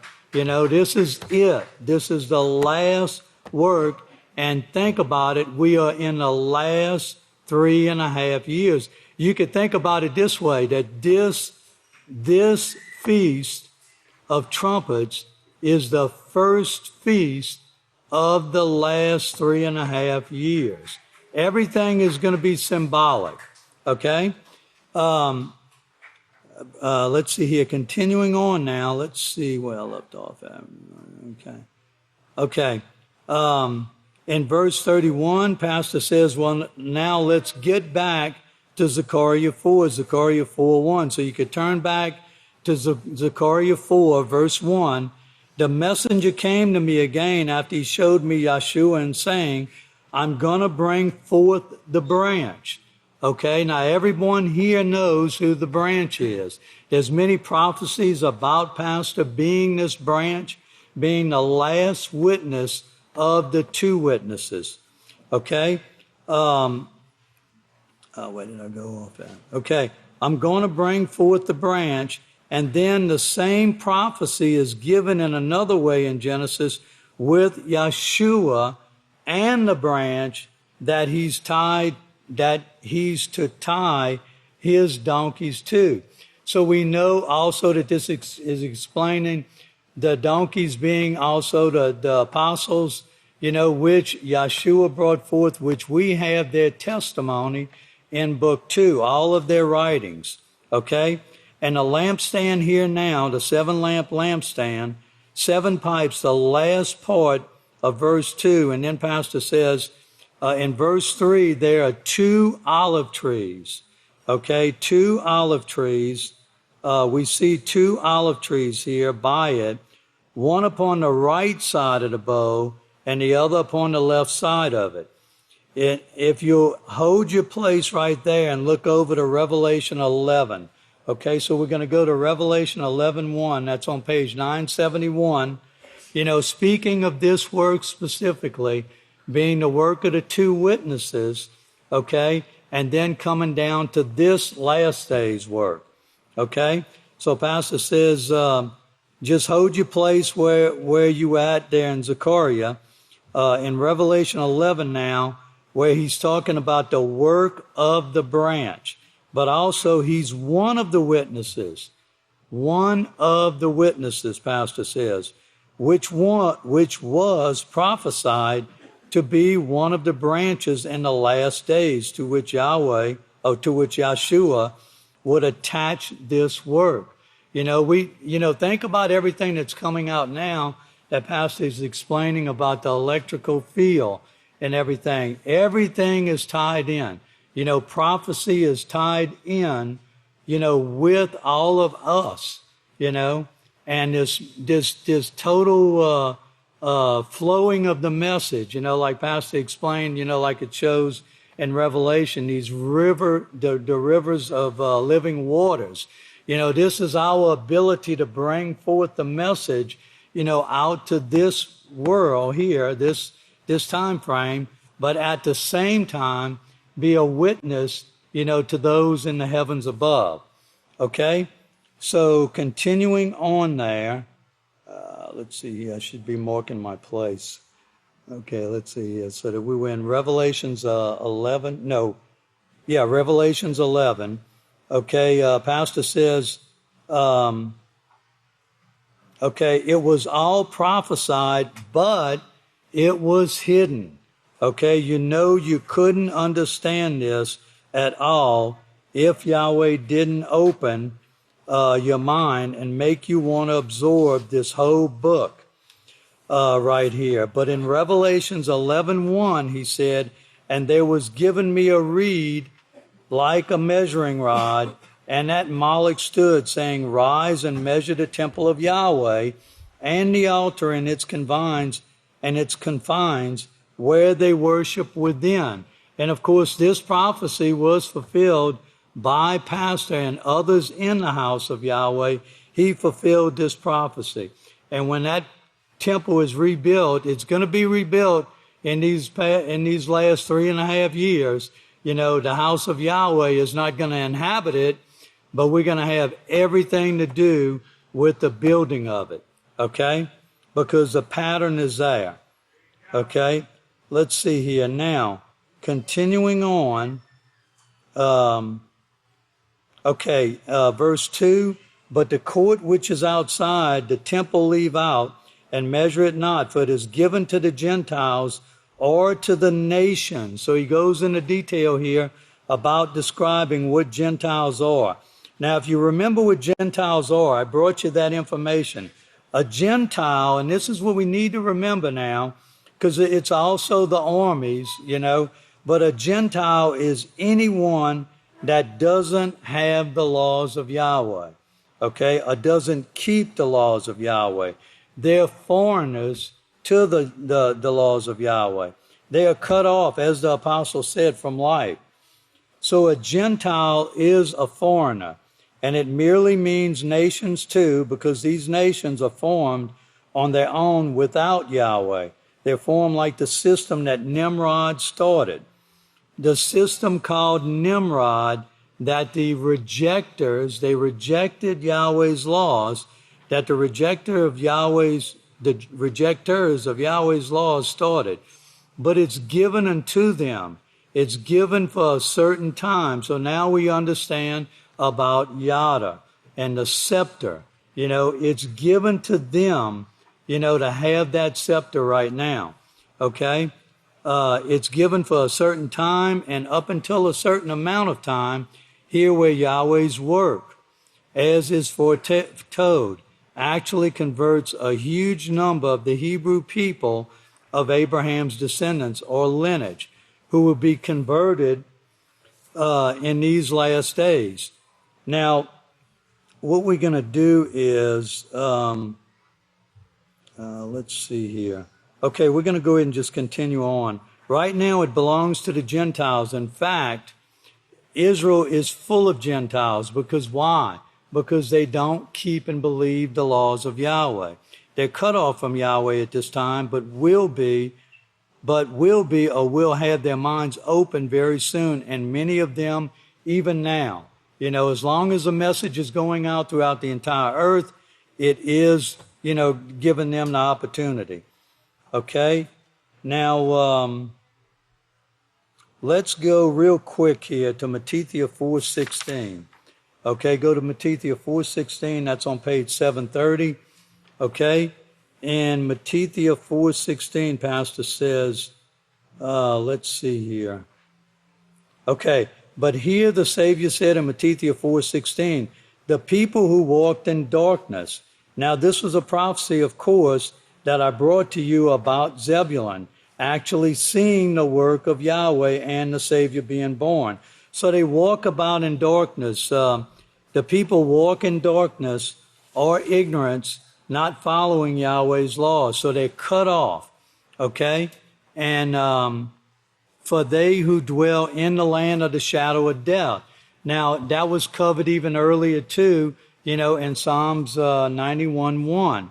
And also you can look, Pastor goes on and he covers Romans 6:16 and also Colossians 2:16, showing that we have got to keep these feasts even though we may suffer a lot of persecution. So with that, I have run out of time. I encourage you, please stand for the next speaker. I encourage everybody to please read that chapter 11 in the book. Okay? And with that, I have the great honor to introduce our next speaker, the great Kohan Levi Hawkins. Shabbat Shalom, everyone. Please be seated. Yahweh's peace and blessing be with each and every one of you. What I would like to cover today is a continuation of a subject that I started a few moons ago. And the title of it is The Treasure of Our Hearts. And this is going to be part 2. And the subtitle is Yahweh Tests the Heart. And over the past few months, our hearts have received a beating. You know, there has been so many sermons and messages that is based on it. And it's really important for us to understand why the heart is so important in so many different things.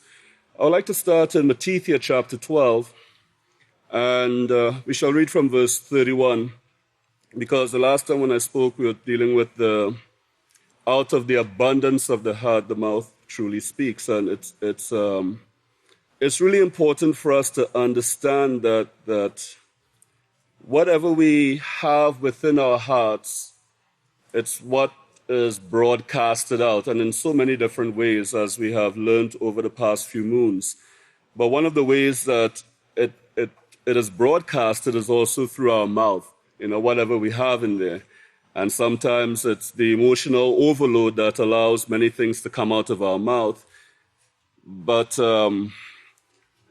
you know, when we say things that we ought not to say, we cannot say, well, I said it because I was angry, or I said it because I was upset, because what that is showing is that that's actually in there. It's within our hearts, and it's just coming out at different points or different venues when we are stressed, or when we are frustrated, or when we're dealing with difficulties, and etc. So it's important for us to understand that what we have in there is going to come out, and Yahweh is also going to prove it. He's going to prove it to us, and he's going to prove it to the entire universe.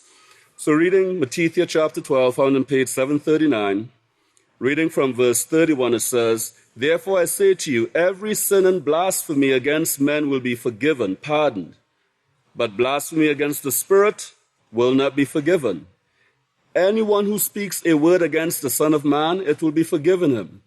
But whoever speaks against Spirit Holy, it will not be forgiven him, neither in this age, nor in the age to come. Either make the tree righteous and its fruit righteous, or else make the tree evil and its fruit iniquity, for a tree is known by its fruit. Brood of vipers, how can you, being evil, speak righteous things?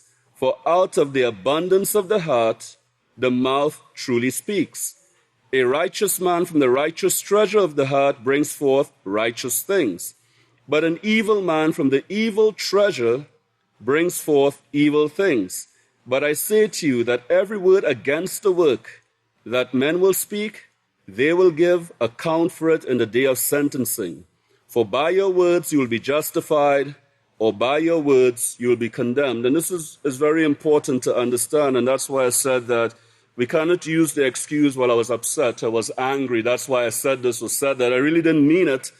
But what you're telling Yahweh, or what you're showing to Yahweh, is that, well, this is within our hearts, and it's something that we have to get out of our hearts, that is.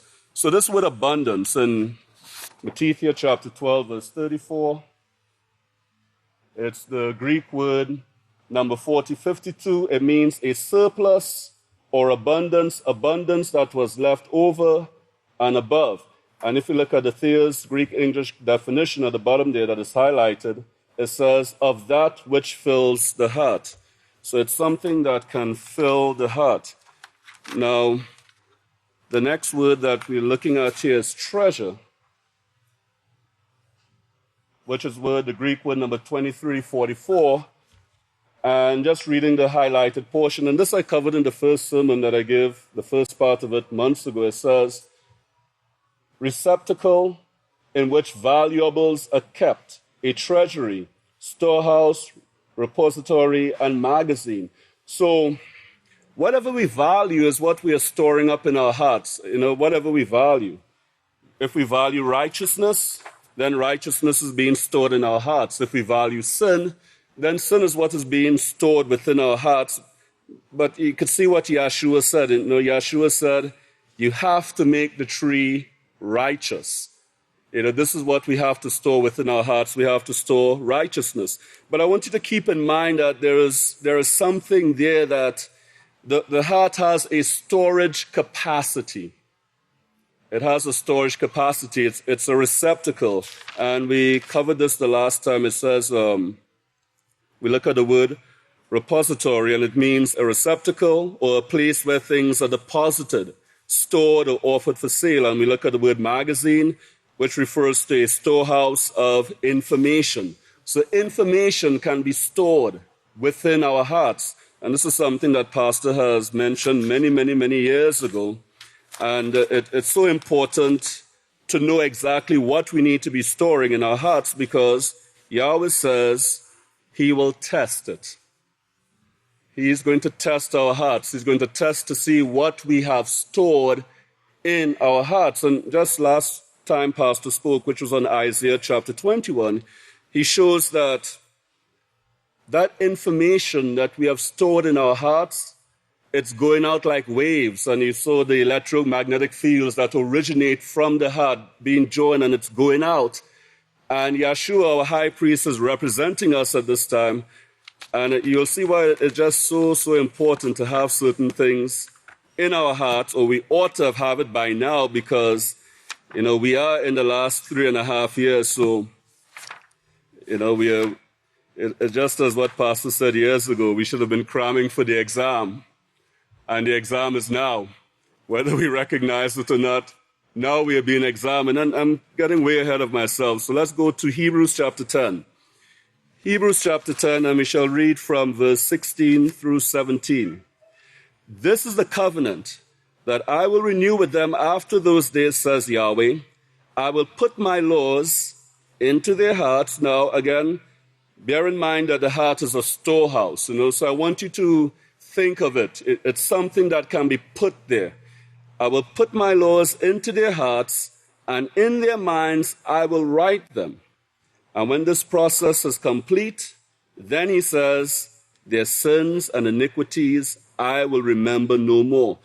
Now this is, you could put Acts 3:19 in your notes to go along with this, because this is really describing a conversion process that is taking place. And you'll see that, well, let me turn quickly to Acts 3:19. So we'll go ahead and tie it in. And I asked for more time, and I was already told no, so. And no is okay. So let's look at Acts chapter 3, verse 19. Just to tie this in together rather quickly, it says, "Repent therefore and be converted, that your sins can be blotted out, that times of refreshing can come from the presence of Yahweh." Now, the converting is actually a process where the laws of Yahweh is written in our hearts, where those laws of Yahweh are put in our hearts. And verse 17, then he says, "Their sins and iniquities I will remember no more." Now, this word covenant, the word covenant simply means an agreement. That's the covenant or the agreement that Yahweh has made with each and every one of us, and we make that agreement upon baptism. Now, what I'm going to show here, this is taken from the Amplified Bible, the 1987 Amplified Bible. And what I've highlighted is Hebrews chapter 10, verse 16, and it says, "This is the agreement, testament, covenant, that I will set up and conclude with them after those days, says Yahweh. I will imprint my laws upon their hearts, and I will inscribe them on their minds, on their innermost thoughts and understanding." Now, the reason why I brought this one to show is that it has the word testament, and originally, covenant and testament, it's one of the meaning of the word testament. It refers to covenant. And if you think about it, Christians call Volume 1 and Volume 2 the Old Testament and the New Testament, or the Old Covenant and the New Covenant, or the Old Agreement and the New Agreement. Well, we know that this is false, because Yahweh has made one covenant, one agreement from the beginning all the way through to the end. So there's no old or new, it's the same. And that's why the House of Yahweh says Volume 1 of the Book of Yahweh and Volume 2 of the Book of Yahweh, because it's just one agreement, it's one covenant, not two different types, but one covenant that he has given. Let's go to Hebrews chapter 8. We are looking at the same thing that we just did in Hebrews chapter 10. But this time it's stated just a little bit differently, because in verse 16 we see that it says, "I will put my laws into their hearts, and in their minds I will write them." Reading Hebrews chapter 8, verse 10, it says, "For this covenant," remember, a covenant is an agreement. It's an agreement that Yahweh has made with us, "is the same covenant that I will renew with the house of Israel. After those days, says Yahweh, I will put my law in their inward parts." So now you could see now it's the law that is being put in the inward parts, "and write it in their hearts, minds, and I will be their father, and they will be my people. And they will no longer teach every man his neighbor and every man his brother, instructing them, know Yahweh, for they will all know me, from the least of them to the greatest of them, says Yahweh, for I will forgive their iniquity, and I will remember their sin no more." So again, you see that the sins being blotted out, the sins not being remembered no more. But all of this is predicated on the fact that the laws of Yahweh is going to be written within our hearts. Let's turn to Jeremiah chapter 31, because this is where this is quoted from. Jeremiah chapter 31.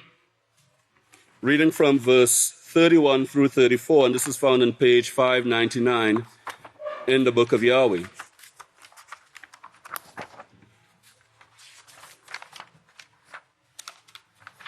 So from verse 31, it reads, "Behold, the days are coming, says Yahweh, when I will renew my covenant with the house of Israel and with the house of Yahweh. This covenant which I made with their forefathers when I took them by hand out of Egypt, will not be replaced." So again, it's the same covenant, it's the same agreement. Which covenant they broke, although I was a father to them, says Yahweh. So Yahweh is showing that he upheld his end of the agreement. He was a father to them. Those ones, they broke that agreement. They broke that covenant. For this covenant is the same covenant that I will renew with the house of Yisrael. I will renew with the house of Yisrael.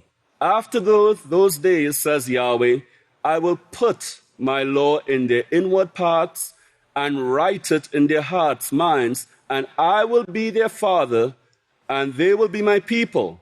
And they will no longer teach every man his neighbor and every man his brother, instructing them, know Yahweh, for they will all know me, because this has been written within our hearts.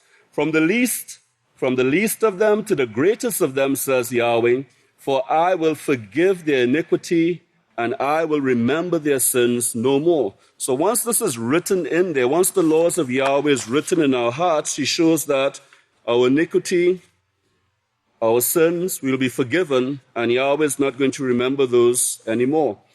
Now, looking at Jeremiah chapter 31, verse 33, and the word highlighted is the word right, which is the Hebrew word number 3789. And it's a primitive root in Strong's Hebrew dictionary, and it means to grave. And the word grave, to grave, means to write, as an engrave. You're just writing something. By implication, to write, describe, inscribe, prescribe, subscribe, describe, record, prescribe, and subscribe. So there's a process that is going on where certain things is being written within our hearts in every application, because I looked at some of the meaning of the words, and I'm not going to go through all of it in detail for the sake of time, but describe simply means to write something down, when you're describing something. Inscribe means to write in. Prescribe means to direct in writing, like a prescription, you're directing in writing. Subscribe means to write under, and there's a lot that goes with it, but part of the definition means such as a signature, like putting your signature onto something. Now, all of these processes is going on with our hearts. And that's what Yahweh is showing here, that it will, I will, and write it. Let me read it again. And after those days, says Yahweh, I will put my law in their inward parts and write it in their hearts. So it's a process that is taking place. It's a process that we allow to take place within ourselves if we choose to. Let's go to Deuteronomy chapter 6. Now, the writing of the laws of Yahweh in our hearts, that is actually what puts love in our hearts. That's the only way that you could have love in your hearts. If the laws of Yahweh is not written in your hearts, then you have no love in your heart, because the laws of Yahweh is what brings forth love. You cannot have love without the law, without the laws of Yahweh. So that's what is being written within that's what we need to write in our hearts. It's a process that we are engaged in. But let's look at Deuteronomy chapter 6, reading from verse 4. Hear, O Israel, Yahweh is our Father, Yahweh is one. And you must love Yahweh your Father with all your heart, and with all your soul, and with all your might. And notice verse 6. And these laws which I command you this day must. You see that? It must be in your heart. And again, this is part of the covenant. This is part of the agreement that Yahweh says this is what's going to be done, that these laws will be in our hearts. Now, you have to remember everything that Pastor has said about what is taking place with the House of Yahweh right now, the things that we have been granted, and our high priest Yeshua representing us in the courts of heaven. And also remember what Pastor said about Yahweh, in that in talking about this last day's work, or this plan, that Yahweh has put himself out on a limb, saying that he's going to do certain things. And one of it is, well, the ones who are going to be part of my kingdom, they are going to have the laws of Yahweh written in their hearts. But Yahweh is not going to, he doesn't just want the universe to take his word for it. that the ones that he chooses to be part of his established house are going to have those laws written there, Yahweh is going to prove it. He is going to prove to the universe that we actually have the laws written in our hearts. That's what's going to be proven, that we actually have the laws of Yahweh written in our hearts. And why does it need to be written in our hearts? Because that's what governs our actions and what we do, what we choose not to do. It affects how we absorb information and so forth. There's a lot of things that takes place with the heart that proves that it does a lot more than just pumping blood. It does a whole lot more than just pumping blood. So there's a lot that is riding upon this agreement, this covenant that Yahweh says he is making with us and how he's going to prove it. Now in Jeremiah chapter 17, and I know this has been brought out several times, Jeremiah chapter 17, because what we are going to be shown is how Yahweh proves what is in our hearts. And everybody here knows it. I'll just give you a scriptural hint. Exodus 20:20. If you don't know what it is, look it up. Exodus 20:20. All right? That's how Yahweh proves what is in our heart. Now in Jeremiah chapter 17, reading verse 1, the sin of Yada is written with a pen of iron and with the point of a diamond. It is engraved on, and notice what it's engraved on the tablet of their hearts. So the sins of our forefathers, the one who rejected Yahweh, it's written on the tablets of their heart. Let's look at verse 5. This is what Yahweh says, curses the man who trusts in man and makes flesh his arm's strength, and whose heart departs from Yahweh. Now, this is not talking about putting your trust in the administration or putting your trust in righteous men or women. This is talking about putting your trust in the world, if you really get into it and look into it. So don't think this is just talking about any man, but it's talking about people of the world putting your trust into the beastly system. That's what this is speaking of. I don't have time to really get into it. Verse 7, blessed is the man who trusts in Yahweh and whose hope is Yahweh. For he will be like a tree planted by the waters, which spreads out its roots by the river and will not fear when heat comes. If you look up this word river, it goes right back. One of the references ties this back into Isaiah chapter 44, verse 4. It ties into the word Abel, basically. It's talking about the establishment of the house of Yahweh in these last days. It's the same word as water courses, if you look it up. So, for he will be like a tree planted by the waters. It's either rivers or waters, one of them, which spreads out its roots by the river and will not fear when heat comes. Its leaves are always green. It will not be worried in the year of drought and never ceases to yield fruit. The heart is deceitful above all things and desperately wicked. Who can know it? And here's the answer in verse 10. I, Yahweh, search the heart. I test the mind, even to give every man according to his ways and according to the fruit of his doings, or according to his actions. So Yahweh says this is something that he's going to do because he's making a covenant. He's making an agreement. And he's saying, well, the ones who are going to be in my kingdom, these laws are going to be written in their hearts. And then he goes a step further and says, well, I know the heart, and I will test the heart. Now, this word deceitful is the Hebrew word number 6122, and it comes from 6117, and in the original sense, a null as swelling up. In the denominative sense, it means fraudulent, crooked, deceitful, and polluted. Now, that's not really a great testimony about the things that the heart contain, but it's true. Our hearts can contain deceit. That swelling up is pride. That's pride in the heart. If you think about Isaiah chapter 14, verse 13, remember what Satan did? She lifted herself up in her what? in her heart. She lifted herself up in her heart. One of the guarantees that Yahweh has given the universe at this time is that the ones that he's going to allow to be part of his kingdom are not going to be like Satan. It's a guarantee that he's given to all heaven. The ones whom he's going to allow to be a part of his administration, none of them are going to become or be like Satan. So we have to keep that in mind. Now, this word deceitful, and this is looking it up from dictionary.com, it means to be given to deceiving, intended to deceive, misleading, fraudulent. Deceit. The word deceit means the act or practice of deceiving, concealment or distortion of the truth for the purpose of misleading, duplicity, fraud, cheating.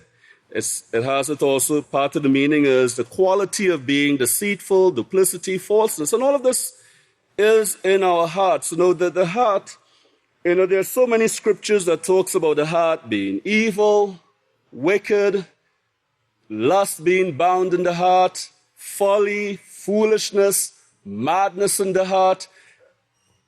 All of that is there, and what Yahweh says is that, okay, I know the heart, and I could take these people that has lying, cheating, fraudulent, deceitful hearts, and I could override that with my laws. That's the power of Yahweh. He says he has the ability to overwrite all of that evil, to take it all away, to forgive their iniquities and their sins and not to remember it anymore, and write his laws there, to put his laws there, to place it right there. So let's look at the other word here, which is the word search, because he says, I search the heart. This word search is word number 2713, and it's a primitive root properly to penetrate, hence to examine intimately, find out, make, search out, seek out, sound, and try.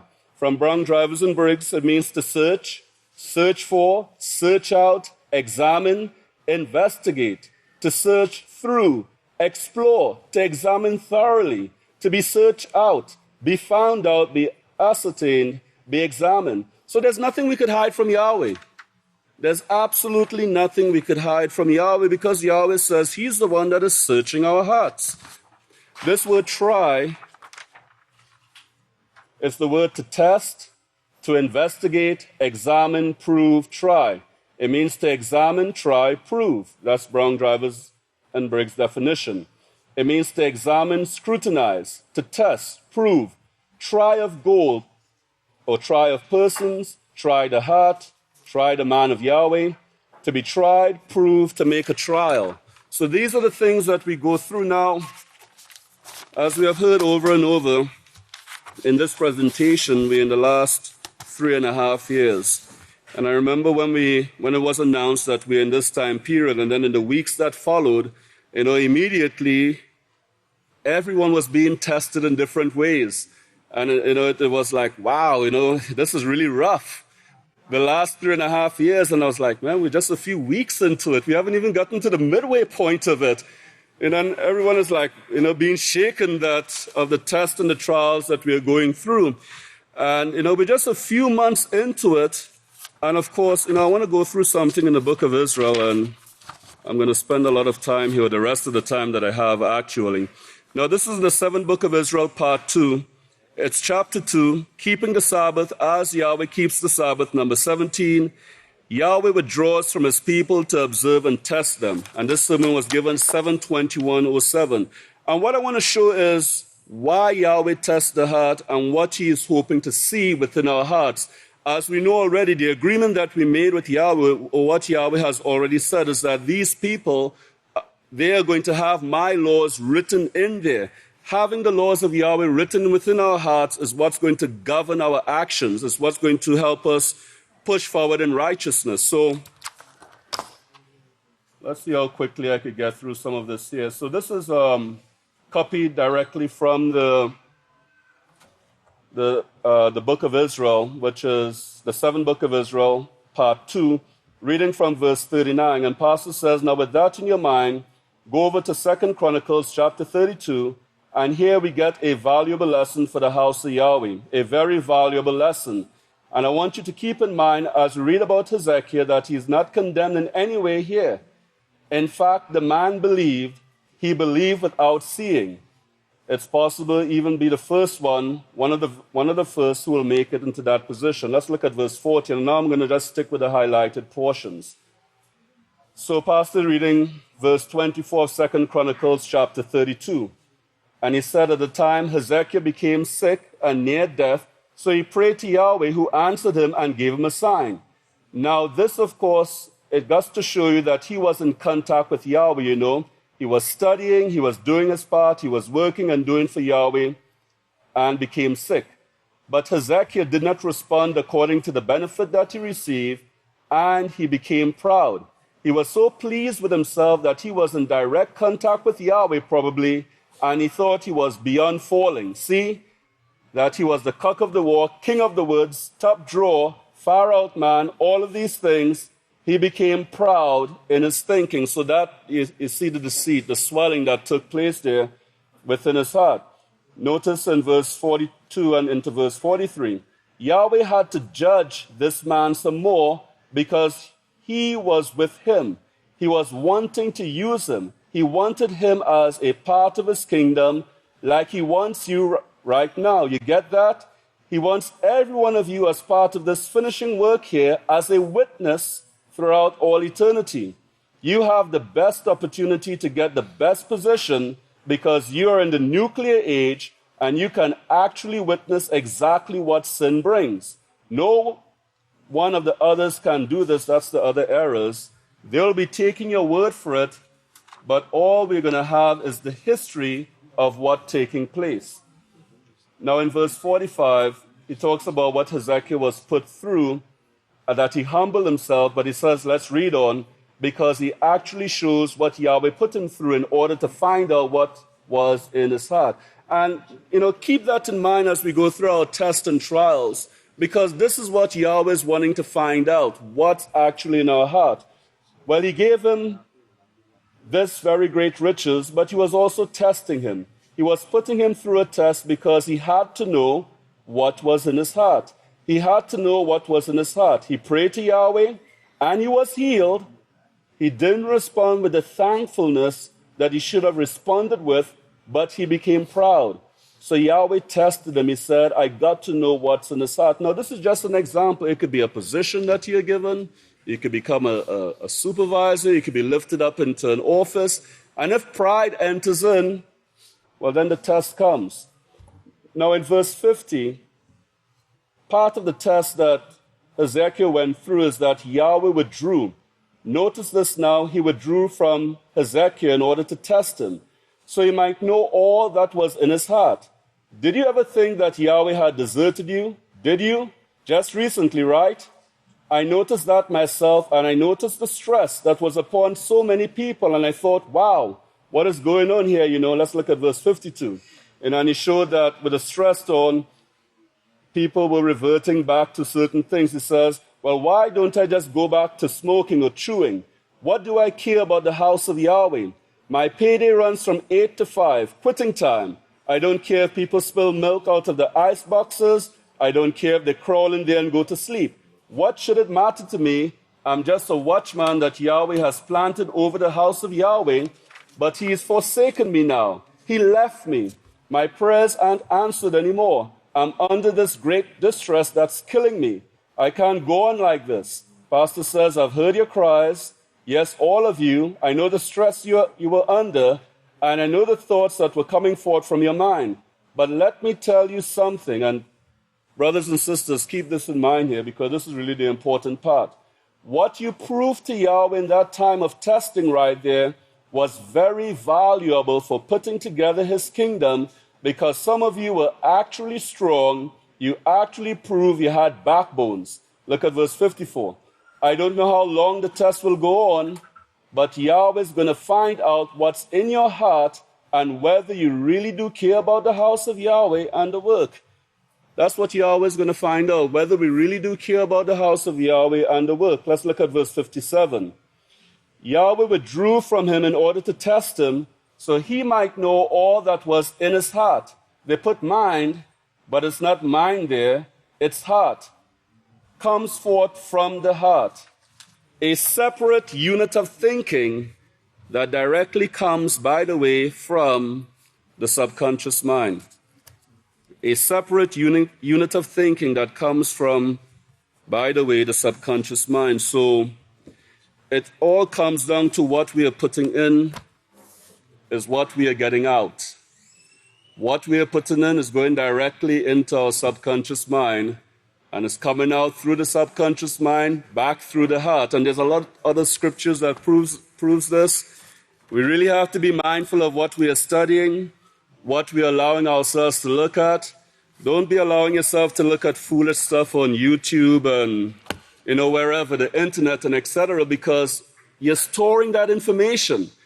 And in this time of testing that we are under, that's what's going to come out. And it's either you prove to Yahweh that you have those laws written in there or not. And if you prove to Yahweh that you don't have Yahweh's laws written within your heart, our hearts, then we're not going to make it into the kingdom of Yahweh. So, Yahweh bless your understanding. I'll ask for everyone to please stand. Now I'll turn it over to the great Kohan for announcements.